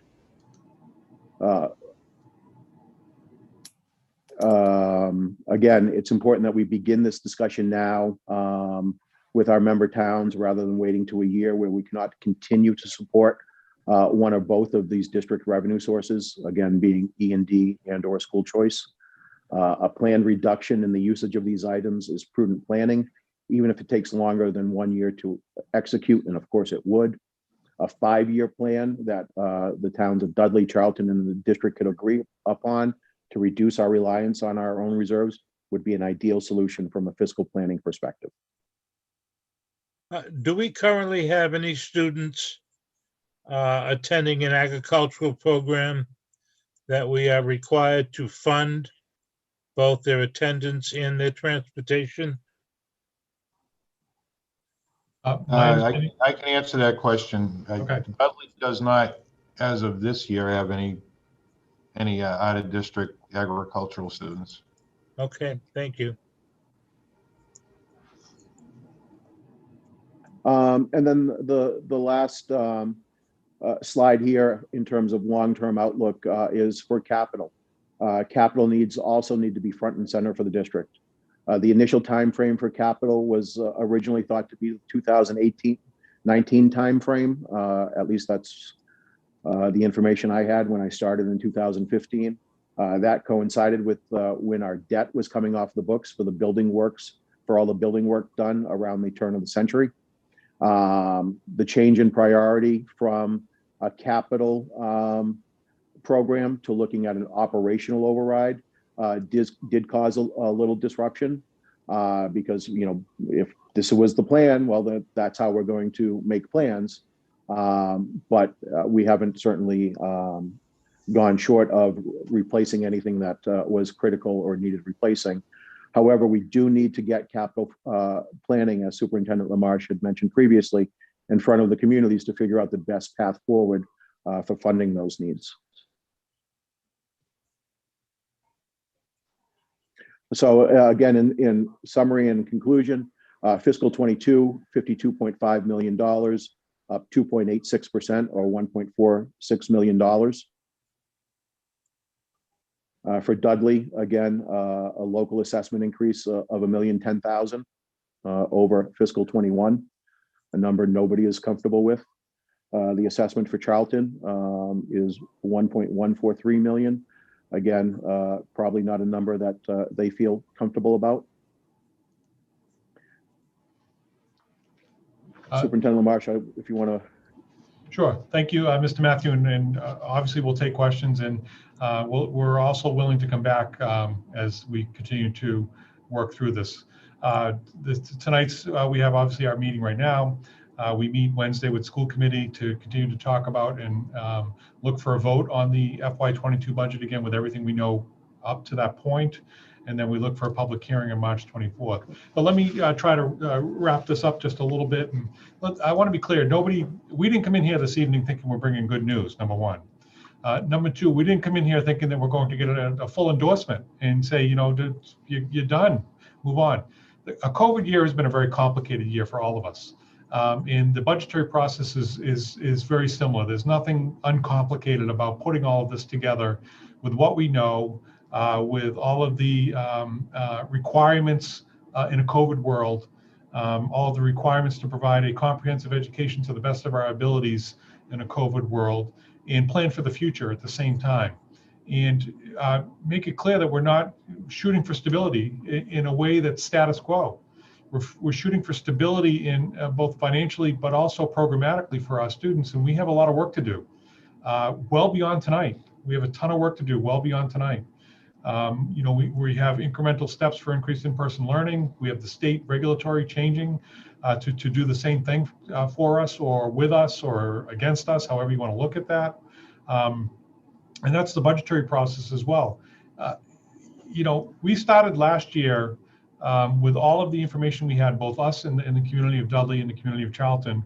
We're looking at a fiscal year 21 budget where we were informed probably early May, middle May, that we may be looking at a 20% reduction in our budget in FY21. So we started with a multi-million-dollar reduction that we know would hurt everybody. And then we tried to continue to build the pieces together and try to open up our schools through probably one of the most, without question, the most difficult time in my 30-year experience in education. Not 30, but 28-year experience in education, for those fact checkers that may be out there. My 19th year in administration, most difficult year, and it hasn't stopped. We're still day to day in much of what we do. We have, again, a lot of work. Again, we didn't come in here with a $1 million request knowing that was going to be a done deal moving forward, but we came in here to provide a presentation of what we know today. In the reality of the $1 million is because we did use FY22 funds to try to offset all of the information we had in preparations for town meetings and stuff last June to get the budget and work through it, and not even getting a fiscal 21 budget until end of November, beginning of December, and trying to work through that. That wasn't a windfall in December. None of this has been a windfall in quite frankly, but we need to continue to try to work together and structurally set this up in a fiscal way that works for both of us moving forward, so that we don't in essence, kick the can down the road with relief monies to set up you as a community and us as a school district to have a funding cliff that'll be insurmountable and will actually be a reality of $1 million reduction to our budget or $2 million reduction to our budget, or the same for you and for your services and what's in your community. There's much work that we've enjoyed working with and meeting with the town leadership, with John and Rich. We'll continue that conversation and that opportunity to meet and really try to refine this and work on this. Did I have confidence tonight that it would be unanimous or one vote shy of a $1 million support? No, it wasn't going to happen. But we had to provide you with the reality of what we're looking at through our fiscal year planning, the reality not only of our needs. What we didn't present is the things that we're not, with all the competing interests, the things that we're not putting on this budget. We're trying to be better as a district moving forward, but we know that there's a fiscal responsibility and a fiduciary responsibility to you as a community and to the taxpayers of both Dudley and Charlton. And in the end, we know that there's an incredible responsibility to provide the best education possible for all of our students going through the Dudley-Charlton Regional School District, which we have a leg up on that because I know the Dudley-Charlton provides an exceptional education, but how do we keep that moving forward and progressing on a path of continuous improvement is really our responsibility with your support. So there's more work to be done, no question about that, but we're available for more questions if you have them based off of our presentation this evening. Mr. LaMarche, I think it would be a great idea if you came back. I just want to make sure that I understand correctly. Last year, the assessment to Dudley was a little over 8.8 million, and the increase is looking to be a little over 1 million as it sits now. If I'm doing my math right, that's a double digit, like 11% increase. And I just want you to know where my head is at with that number. And there's no way that we could provide the same quality of life to our residents if we granted that. There would be so many cuts. It would be, it's just a non-starter, that number. I don't know if the answer is for you folks to, like as I believe Mr. Joseph or Mr. Solis, someone else had said, an override or to, as the old saying goes, sharpen your pencil a little bit. I just, 11% is a lot to stomach in a 2.5, in a Prop 2.5 world. I just wanted to make sure. I mean, and you're right, Dudley Charlton does provide a good, a great education for the students. No one's going to argue that. It's just what are we able to afford? What are we able to do the way things sit? And I also wanted to make sure, I know Mr. Joseph, Mr. Sullivan, Mr. Marcy had asked, I know we've got the FAA here too. I wanted to make sure they're heard. If they had any questions, I think there was Mr. Landry was here, possibly Mr. Mayotte. Are they still here? Okay, no. Oh, there's Mark. Mark, how are you, sir? Do you have any questions? I want to make sure you, no? Okay. Anyone else have any questions or comments? Mr. Humphries? I'm sorry? Mr. Humphries does.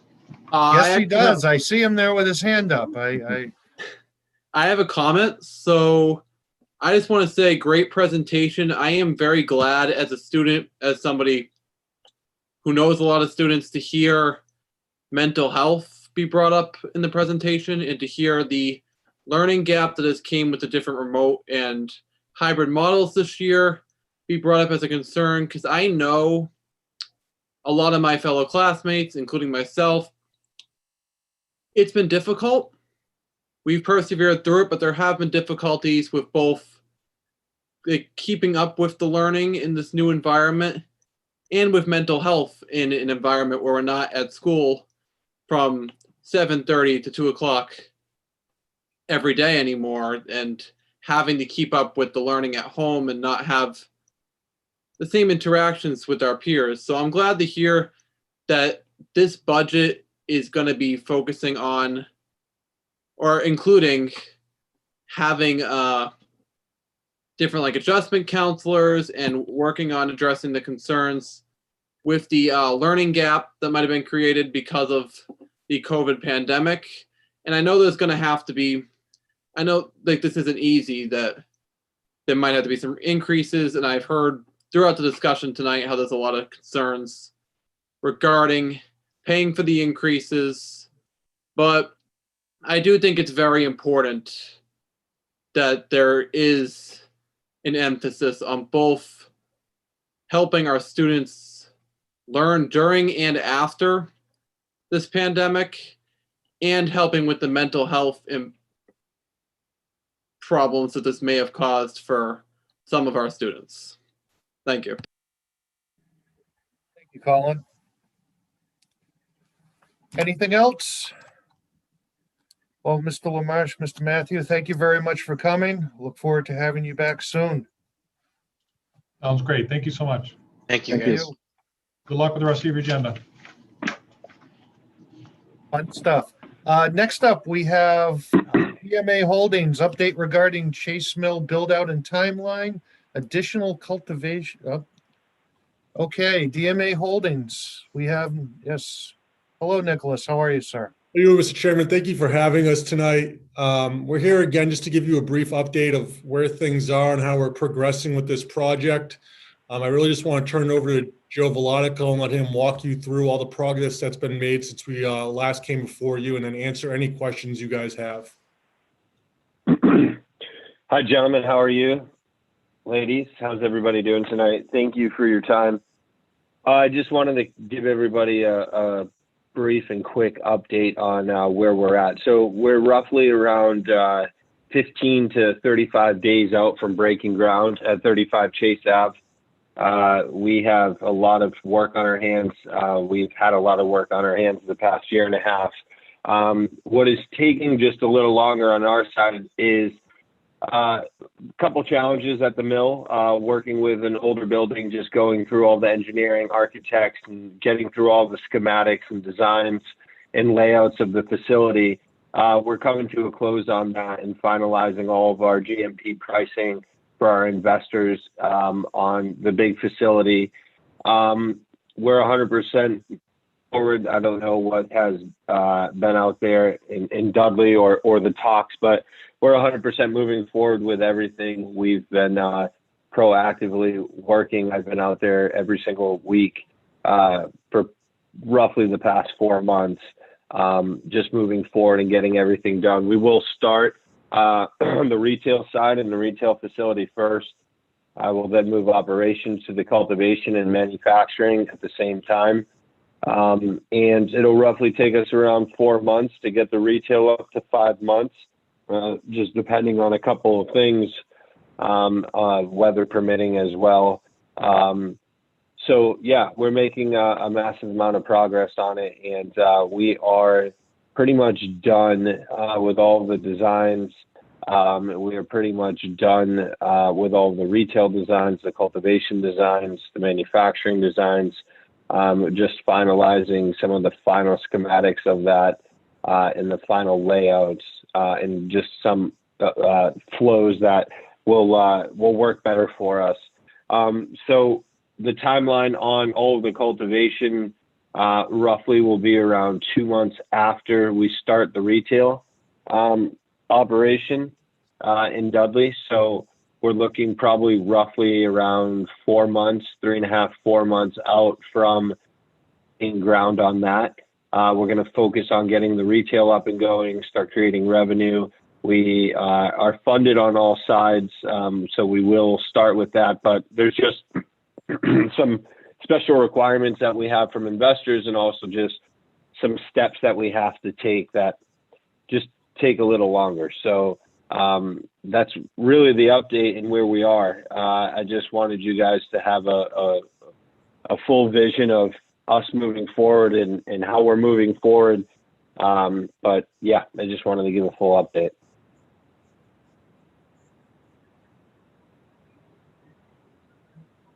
About if I unmute myself. Thank you very much, Joseph. Does anyone have any questions? Could you be a little more specific in terms of timeline?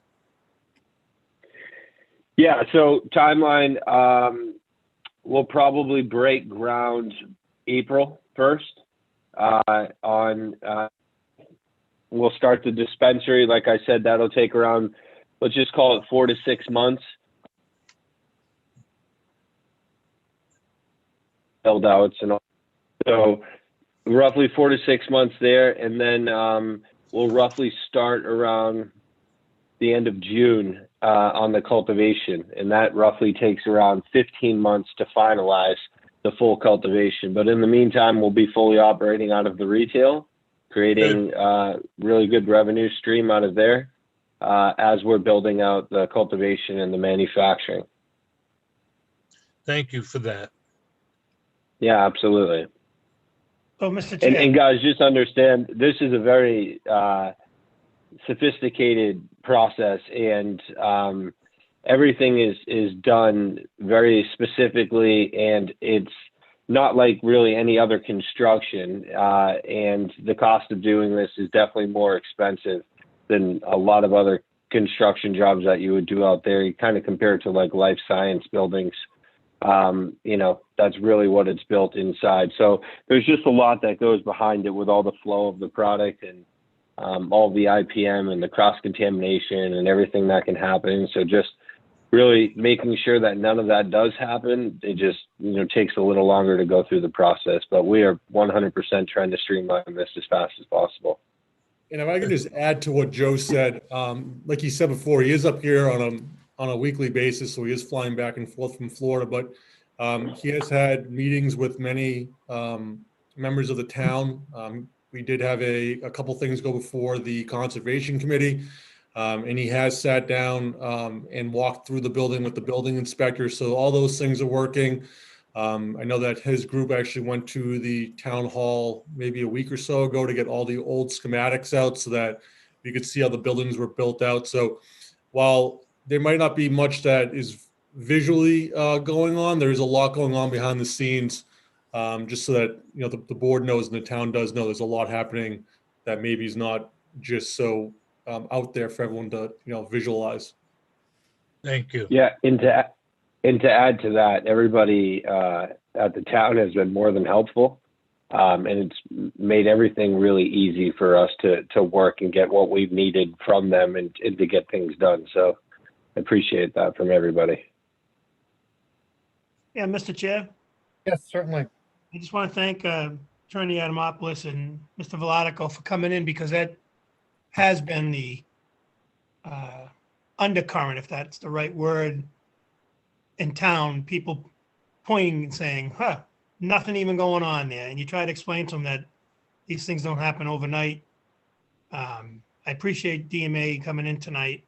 Hopefully put some of those rumors to rest, and things have been slightly quiet, I believe, on social media lately, but I hope people are paying attention and they follow along. Mr. Valadico, firm in his commitment. Attorney Adamopoulos backs him up.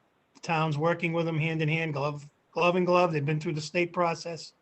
It is coming. It is going to be everything that we expect it to be. And I just, like I said, I just want to say I appreciate the time coming in tonight to try to maybe quell some of this undercurrent of negativity that seems to be floating around out there.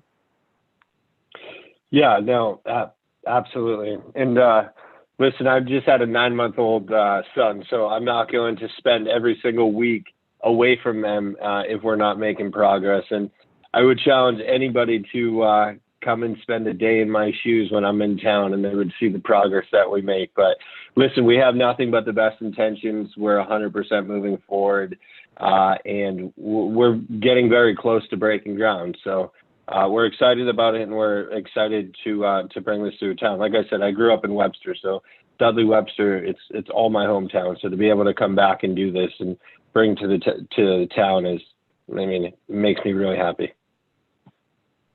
Thank you. I appreciate it, guys. Any questions? Thanks for your time tonight, too. Thank you very much. Thank you. Great update. Thanks, guys. Appreciate it. Thank you. Thank you, guys. We'll talk soon. Next on the agenda, we have poll petition number 280-82529 to act on a petition from National Grid and Verizon New England to install one JO pole on Tracy Road, install a JO pole and anchor across from existing pole 15 on Tracy Road due to road widening. Mr. Reynolds, you're here with National Grid? Hi, Mr. Longren. I'm sorry it's so late. We're running a little late on this meeting today, but we're starting the poll petition now. Okay. I'm just going to put you on speakerphone. Gary, you got a motion to open the public hearing. Yeah, are we all set, Michelle? Wait a minute, just a moment. Okay. I can just do that, Sully, right?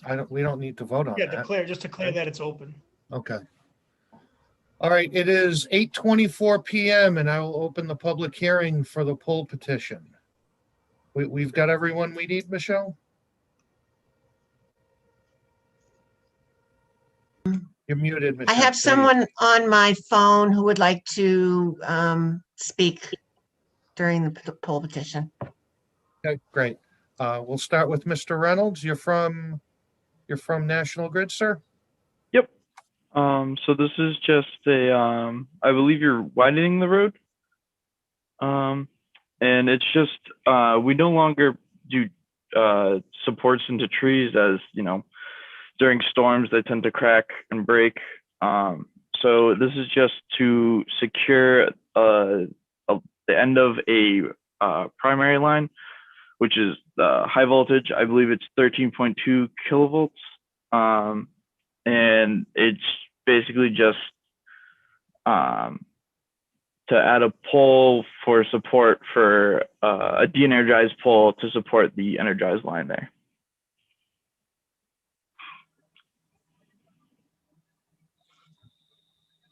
Murray, did you have a chance to look at this? Yeah, I'm gonna make a motion, Mr. Chairman. No, No, I can't do it. We're still in public hearing. Yes, we are. There's somebody, Mr. Chairman, on, Michelle has a resident who's going to identify himself and is into the record and would like to speak on the, relative to the hearing. Certainly. Michelle, go ahead. go ahead, Mr. Lundgren. Oh, hi, my name is Ed Lundgren, and I own the land on the other side of Tracy Road from pole 15. And when they widened the road, they widened it all on my side, and they left a banking about 6 feet high, and the slope is almost straight up and down. And my stone wall is 1 foot, about a foot in from the end of the banking. So there's really no place to put a pole unless you take my wall down and put it on the other side of my wall into my pasture. And I'm concerned about that because, I have cows in there every year. And I thought there may be another way to stabilize that pole. It must be the pole that's going into the house across the street. Yes, that's correct. The house behind the pole. Yep. Is that right? Yep. Can you stabilize that pole by leaning fasten another pole on the back side of it, on the house side, and at an angle? The way this primary is set up, it would, because of it's almost a 90-degree angle, we wouldn't have room on that side of the pole for it. There's, as kind of horrible as it is to say, it's kind of the best it's the best option. There's not many alternatives other than we'd have to rearrange a couple of poles down there to provide support for it. I believe this pole is right next to the driveway. Yep. So there's room behind the pole, to fasten a pole, say at a 45-degree angle into the ground. So I imagine what you want to do is you want to keep the wires tight going to the house. Is that what it is? So there's actually, it's 2 poles that go to the house. There is the pole, pole 15, and at the pole that goes to the house, it actually, there's another one farther down the driveway. Yeah. So we do want to keep the wires pretty tight. However, the way the angle of the line, so it's the angle of the line is it takes a 90-degree turn down their driveway. So we don't really have enough room to put a support brace there at the 45 I believe you're talking about. Does it go across the driveway, the line then? No. It stays on the left-hand side of the driveway. Yes. Well, you should be able to. Can you meet me out there before you make a decision and we can look it over? Because I really don't want to pull in my pasture. You'd have to take my stone wall and my cattle fence down, or somehow, build a wall around the pole. And I don't know how far in your right of way goes. I wouldn't believe it would be on my side of the stone wall. No, I don't believe so either. It would. How close to the road is the wall? Probably about a foot or a foot and a half at the most. Okay. To the top of things. So you really can't bury the pole on the street side of the wall, I don't believe.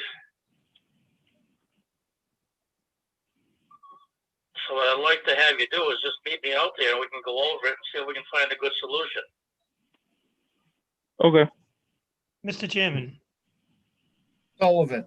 I can't open up the document that says public hearing, 51 Tracy Road. So I'm having a tough time. I understand what Mr. Lundgren is saying. So I have the same problem as you, Mr. Sullivan. I've been trying to pull it up and I can't. I know with most of these, we have a diagram of what's going on. right, So so if you choose to open it with Adobe, it'll open. oh, okay. I'll be all over that in a couple seconds. Give me a second to figure it out. So I guess Got it. I'm with Mr. Lundgren. I mean, where is this pole going to be outside the taking? Is it? Gonna be, It was my belief that it would be in the town's right of way. Yeah, if we were to put the pole in the in Mr. Lundgren's property, we'd ask him for an easement. hang on, Mr. Ruda just, well, can you share the diagram, John, please? Yeah, thank you. Hang on, please. Correct me if I'm wrong, but wouldn't you typically put a stake where the pole sighting would Yes, be there should be stakes. However, this work request is actually decently old, so I believe it was staked at late 2019. It may or may not be there now. I was not the original designer for this work request, so I can't speak on that. But So, Mr. Chair, I don't have the scale to the diagram, and I'm seeing what Mr. Lundgren's saying. That looks pretty far in on his property. I can't imagine unless Jeff knows the road. I mean, I can't imagine that we have that much for a town taking. We're talking about P-15-1, right? no, that serves the house at 51. It'd be P-15-84. Is that the one to the left because it's kind of blurry? Yes, yes. So that looks like the pole's in the middle of the road. Well, not in the middle, but well, that's showing the taking. So that's basically, it's showing the right of way width. The road maybe is narrower than that, but we've put them to show that it's on town property. However, it sounds like in this case there might not be room for the pole. So, Mr. Ruda, I guess I don't have the scale. So, is that a 40-foot wide total taking? Can you tell? Can somebody tell? Because I don't have the scale. Usually, it says in the box, like it'll say 40 feet, or because my question would be, and I'd have to have Jeff go out there maybe and measure it, or have the foreman go measure it. How, if it's just for argument's sake, if it's a 40-foot taking and it's a 22-foot wide road, that would give, assuming the road is centered, it would give them 18 feet either way. But as we know, those of us that have been served on planning board and other things, the road is not always centered in the taking. So sometimes you have excess on one side and the other. I just want to make sure the resident is, and I think it's a great solution if we can get somebody from National Grid, maybe you have somebody from the town go out there. Just I want to make sure that this gentleman doesn't lose a portion of his wall or his cattle fence or. Mr. Chairman, I could suggest we continue the hearing and ask the highway superintendent to meet National Grid and the homeowner out there to go over the plan and see if we can come up with an acceptable solution. Right, because, to be fair, and we all know National Grid has really striven to be fair with us through the years. Or strove, I'm not sure the right word.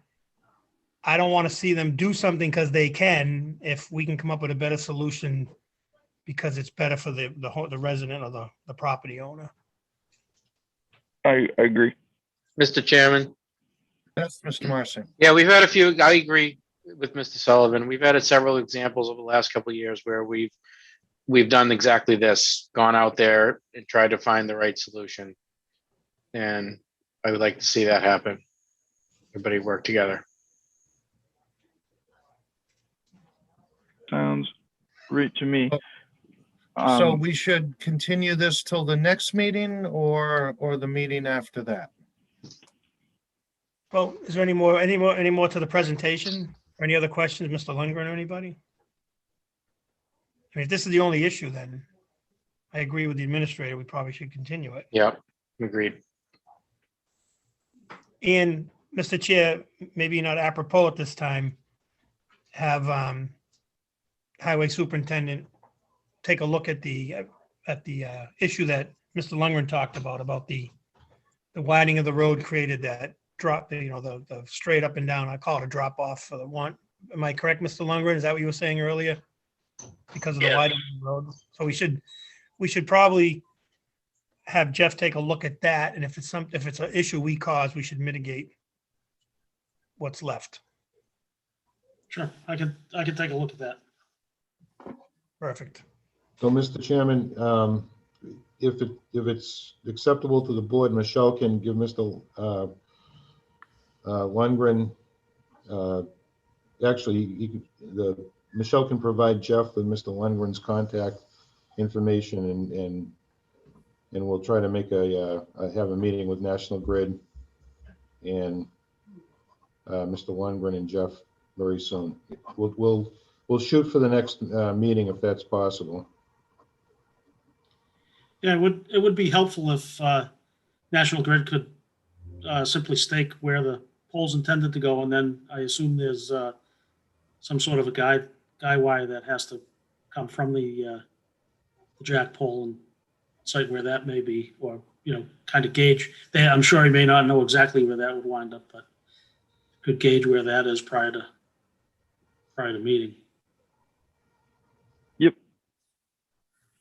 Is Mr. Lundgren okay with that solution, Mr. Chair? No? Well, yeah, I'm all right. If the highway department calls me when they're going to go out there, I'll give Michelle my cell phone again. Right. Perfect. And what's the exact address again? 51 Fish Road? Because I want to take a ride by there tomorrow. Tracy Road, Mr. Tracy Sullivan. Road. I mean, Tracy, I'm sorry. I got the documents on the, sorry. Tracy, okay. All right. I appreciate that, Mr. Chairman. Thank you. So we're good, Mr. Ruda, we're good to continue this until 14 and 18, what's that, 22, March 22nd? Is that our next meeting? We'll put it right at the top of the agenda, Mr. Chairman. Thank you very much. We'll continue the public hearing then until March 22nd, 2021. Thank you all. Thank you. Next on the agenda, we have Class 2 secondhand vehicle license, Cards Auto Sales located at 199 Oxford Ave, Dudley, Massachusetts, owner Jacob Cardinal. Oh, Michelle, could you, yeah, thank you. Jacob, are you here? Yes, sir, Mr. Chair. Thank you for having me. Thank you for being patient with us. My pleasure. Has the board had a chance to look over the document? Anyone have any questions? Well, Mr. Cardinal, why don't you give us an idea of what you're looking for in this license, what you're looking to do with the property? So I'd like to sell secondhand used vehicles, starting at a low price range, moving my way up. After speaking with the building commissioner, looks like we can get a 4-vehicle license to start. And I'll work with the planning board to increase the size of that license to over 10 vehicles with a site plan. Should be about an 8-week process. The vehicles will be fixed at Pro Automotive, the existing building. I know the owner, Jason, who has graciously allowed me to sublet a portion of the property from him, an office upstairs. This is going to be 8 to 5 hours of operation by appointment currently due to COVID, and hopefully just service the Dudley area with some quality used vehicles.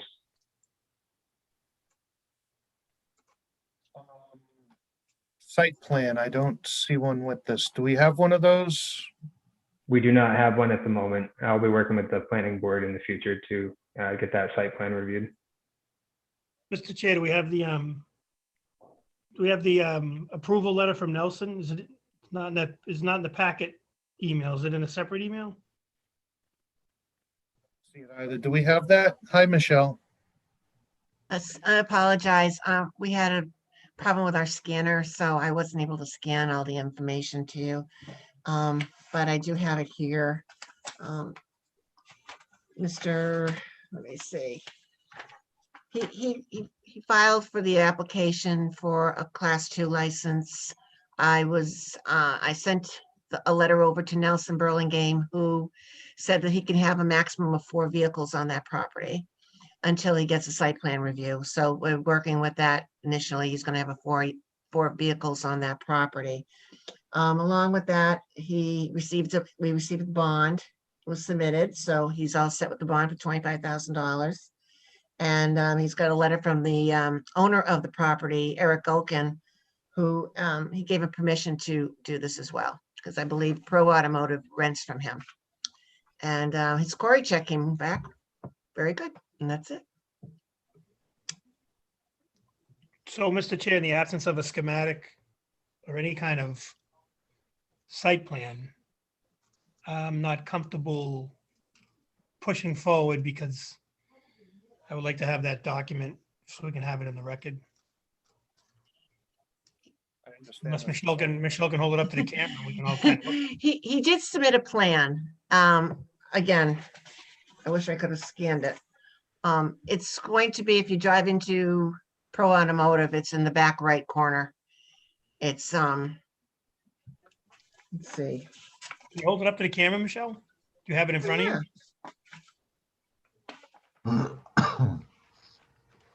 Look at this. If you can forward it to me, I can put it on the screen too. Oh. Yeah, but Let me take a picture of it. That would be good. Let's. I'm sorry, I apologize. It's okay. Is Because there anything else you'd like to see, Mr. Sullivan, besides the site plan? just Pro Automotive, they strictly do repairs, right? They don't sell. So any vehicles that you see over there is transient, right? Because it's just being repaired. He doesn't engage in sales, right? No, he does not. Everything there is repair.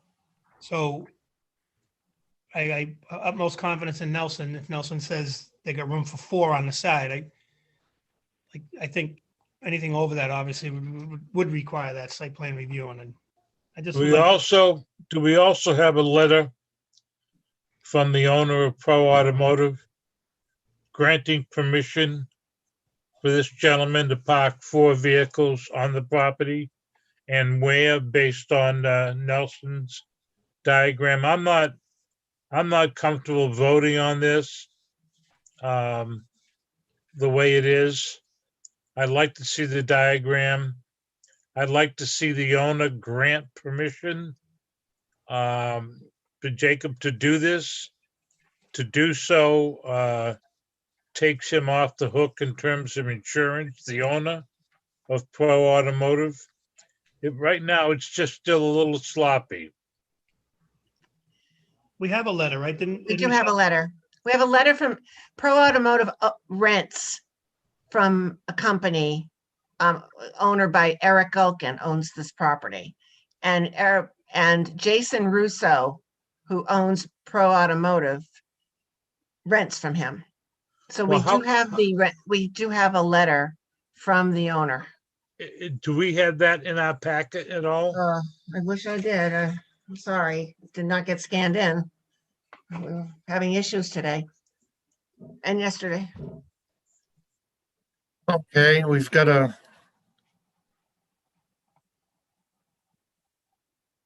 Okay, auto sales parking. So that is the back right-hand corner, correct? Mhm. Yes, it is. And it is 40 feet by 100 feet long. Just for the board's information, I do have an email straight from Jason Russo at Pro Automotive, which I'm sorry I did not forward to Michelle, but I could provide at this moment, granting permission and approval of this specific plan. By the landowner. Oh, I'm sorry. Michelle does have the approval and permission by the landowner. This would be by the business owner of Pro Automotive, who rents from the Okay. landowner. And what about Nelson's approval? I did speak with Nelson, and he did give approval for a total of 4 cars to start. I don't Without have, any, here's what I'm saying. Again, I don't have a copy of that. I don't have that in front of me. All right, no offense, but I'm not going to take your word for it. I want to see the document. Well, Mr. Chair, Sullivan. Michelle, you indicated that we have those in our possession. We just were unable to scan them. I apologize, yeah. No, It you don't was- have to apologize. My biggest thing was the schematic. I want to just take a quick look. And like I said, I trust Nelson and if you want to take a screenshot of the letter to allay any concerns, but now that I've seen the schematic, my concerns are settled and I appreciate the extra effort you gave. Michelle, do you have the letter with you? No, I left it at the office. Well, Chair, Any other questions from the board for, Mr. Chair, yes, Mr. Sullivan? I would even go as far as once we get out of the public hearing to motion conditional approval, just send us a copy of those letters. Mhm, I mean, I'm trusting Michelle that she has them and I do.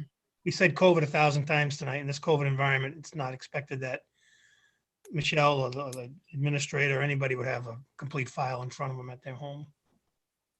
That's certainly acceptable to me, Mr. Chairman.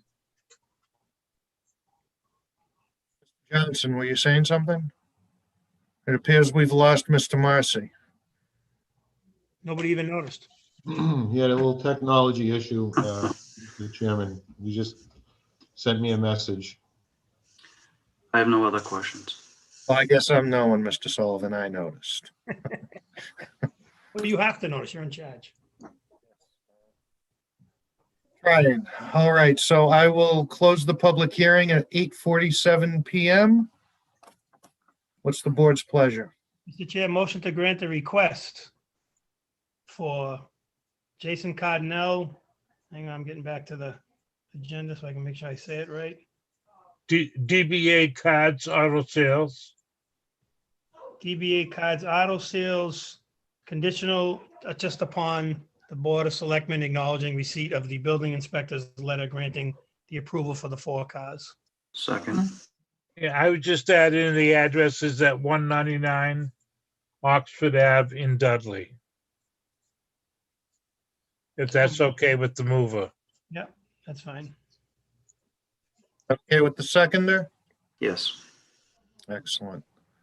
We have a motion and a second. Any further discussion? Hearing none. Roll call vote. Stephen Sullivan, aye. Jay Johnson, aye. Did we close the public hearing? Yes, I did. Okay, Paul Joseph, aye. Harry Siganovich, unanimous. Good luck, Good Mr. luck, Cardinal. Mr. Cardinal. thank you, board. And thank you, Michelle.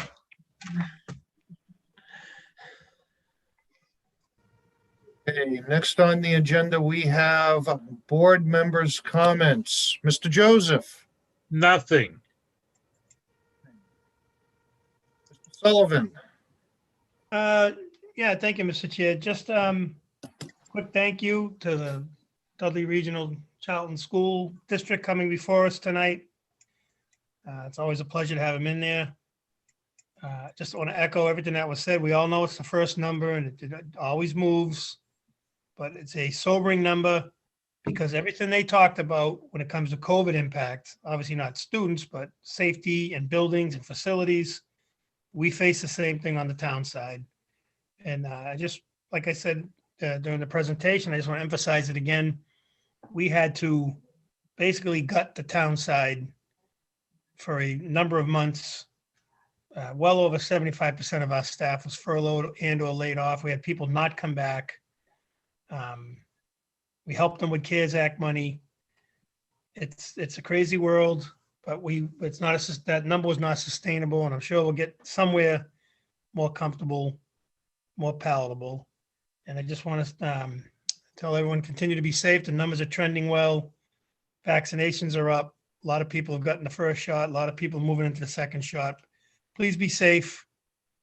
we get the complaints about, they see people without masks going in and out of businesses. Don't make the town be the bad guy, have to come in and issue some kind of remedial action because you don't want to follow the rules. Just please follow the rules. We're doing it now, so later on we don't have to. Thank you, Mr. Chairman. Thank you, Mr. Sullivan. Mr. Johnson. When talking COVID and the vaccines, I'd just like everyone to think about those that need it the most and ensure that we get in line like we learned a long time ago, and don't jump the line. After that, some better news. It's almost time for Dudley Little League opening day and the parade. Hopefully all that can be figured out in the near future, and signups, I believe, are online, and they've done some in person. Thank you, Mr. Johnson. Mr. Marcy. Yeah, I'd like to reiterate what Mr. Johnson said. There is a light at the end of the tunnel. I think there's a lot of people helping people who might not be able to get access to vaccine signups, and I think that we've done a great job like directing people and doing that. So thanks to all those people. But exactly, someone asked me, if I was going to get one, sign up because of my position or whatever, and I said absolutely not. There's seniors come first, and then our teachers, so we can get the kids back into school. So don't jump the line. It'll happen. We'll all get there, and then we can go back to our normal lives. Mr. Chairman? Thank you. Yes, Mr. Joseph. Let me jump in on what John and Jay has said. And I've received both of my COVID-19 vaccine shots, February 4th and February 25th. I received the Pfizer, and I want people to know that I had no negative reaction in any way, shape, or form to either the first or the second shot. So there's nothing to fear. And when you have the opportunity, seize it. I feel more comfortable. I get regular CDC daily warnings and updates on what I can and cannot do after 2 shots. And I will tell you this, that I have a great deal of freedom now that I didn't have before. So be patient. When it's your turn, get in line and get both shots. Thank you very much, Mr. Joseph. I'll use my comment to talk about how do you get in line. I said this last week, and I'm going to keep saying this, and I don't mean to be repetitive, but I think it bears repeating. If you're a Dudley resident, on the Dudley homepage, there's a red banner at the top. Click on that, fill out the information. When it is your time in line, you'll get notified, you'll get a vaccine. I know many people who have gotten a vaccine utilizing the Dudley, our website here in Dudley, that many people have worked very hard to do to get us access to vaccines. They've had much better luck there than going to various other sites, hitting refresh. Just get in line there. If you're a Dudley resident, get in line off the website. Good That's advice. all I've got. Departmental communication, Fire Chief Dean, what do you have? Anything? I have nothing tonight. Thank you. Thank you, sir. Rich, what do you have? Anything? I do. Superintendent LaMarche and Director of Finance and Operations, Rich Matthew, were here tonight. I think they gave a great presentation. It's not the first time I was witness to a discussion as far as the budget goes. Don't want to steal any of the town administrator's thunder, but there's been constant communication. I want to say we spoke 2 weeks ago. So to circle back, as far as health insurance. Why don't we take theirs or they take ours? Rich Matthew was 100% correct. I talk to him twice a month, if not more often. When we were at the crossroads, we had a discussion. And if we come to another crossroads where it might be advantageous for Dudley or Dudley Charlton, or the door is open, and I can't predict what the scenario is going to be, but the relationship is good enough. And I'll reach out and say, probably with Charlton as well, because they've been on these conversations. So it's not a one-sided conversation at all. If we ever get to that point, we'll let you know. It's good to have discussions. It's good to compare notes. As far as the town of Dudley's health insurance, as he mentioned, we're in a bigger consortium, 70 plus members. Yes, we have an actuary. They went through and did the bid. They did the bid for the reinsurance. They also went through and bid additional pharmacy services for additional savings. If there's a dollar to be had, they've gone down that avenue. Always have to end on a positive note. March 18th, we have excise bills due. I have to thank everybody who's reached out and said, I didn't get mine, I moved, what have you. Better to address that now than later. Also, water and sewer bills are going to be due at the same time. Appreciate everybody's patience. I have to sing the praises of the 4 Board of Health assistants who have been out there. We had a record cold day last week. We had a real trooper out there. Plus, everybody seems to come at the same time, so we've had a queue of 4 or 5 cars. I know this is Lent, and everybody is demonstrating their patience. Appreciate the time tonight. Again, if there's anything someone at home needs, click through to the link, collector@dudleyma.gov, and we'd be happy to reach back out to them. Thank you. Thank you, Mr. Carmignani. Mr. Petrinos, George, do you have anything, sir? Just some extended hydrant flushing going to be going on in the next 3 months versus just 1 month. We're going to try to clean out the system as best we can. So if you see the guys out there, just be careful. They're not causing a leak or anything. They're just doing some flushing. That's it. Good to know they're not causing a leak, George. Good. Thank you. Police Chief, Steve, what do you have, sir? Thank you, Mr. Chairman. Nothing major, only just one announcement that we got approval to do another drug take-back event, April 24th. That's the last Saturday, I believe, in April. So I'll get some public information out on that, but the same thing as before. It's just drug disposal. So it's another good thing that at least to see some signs of normalcy coming back in. That's all. Thank you.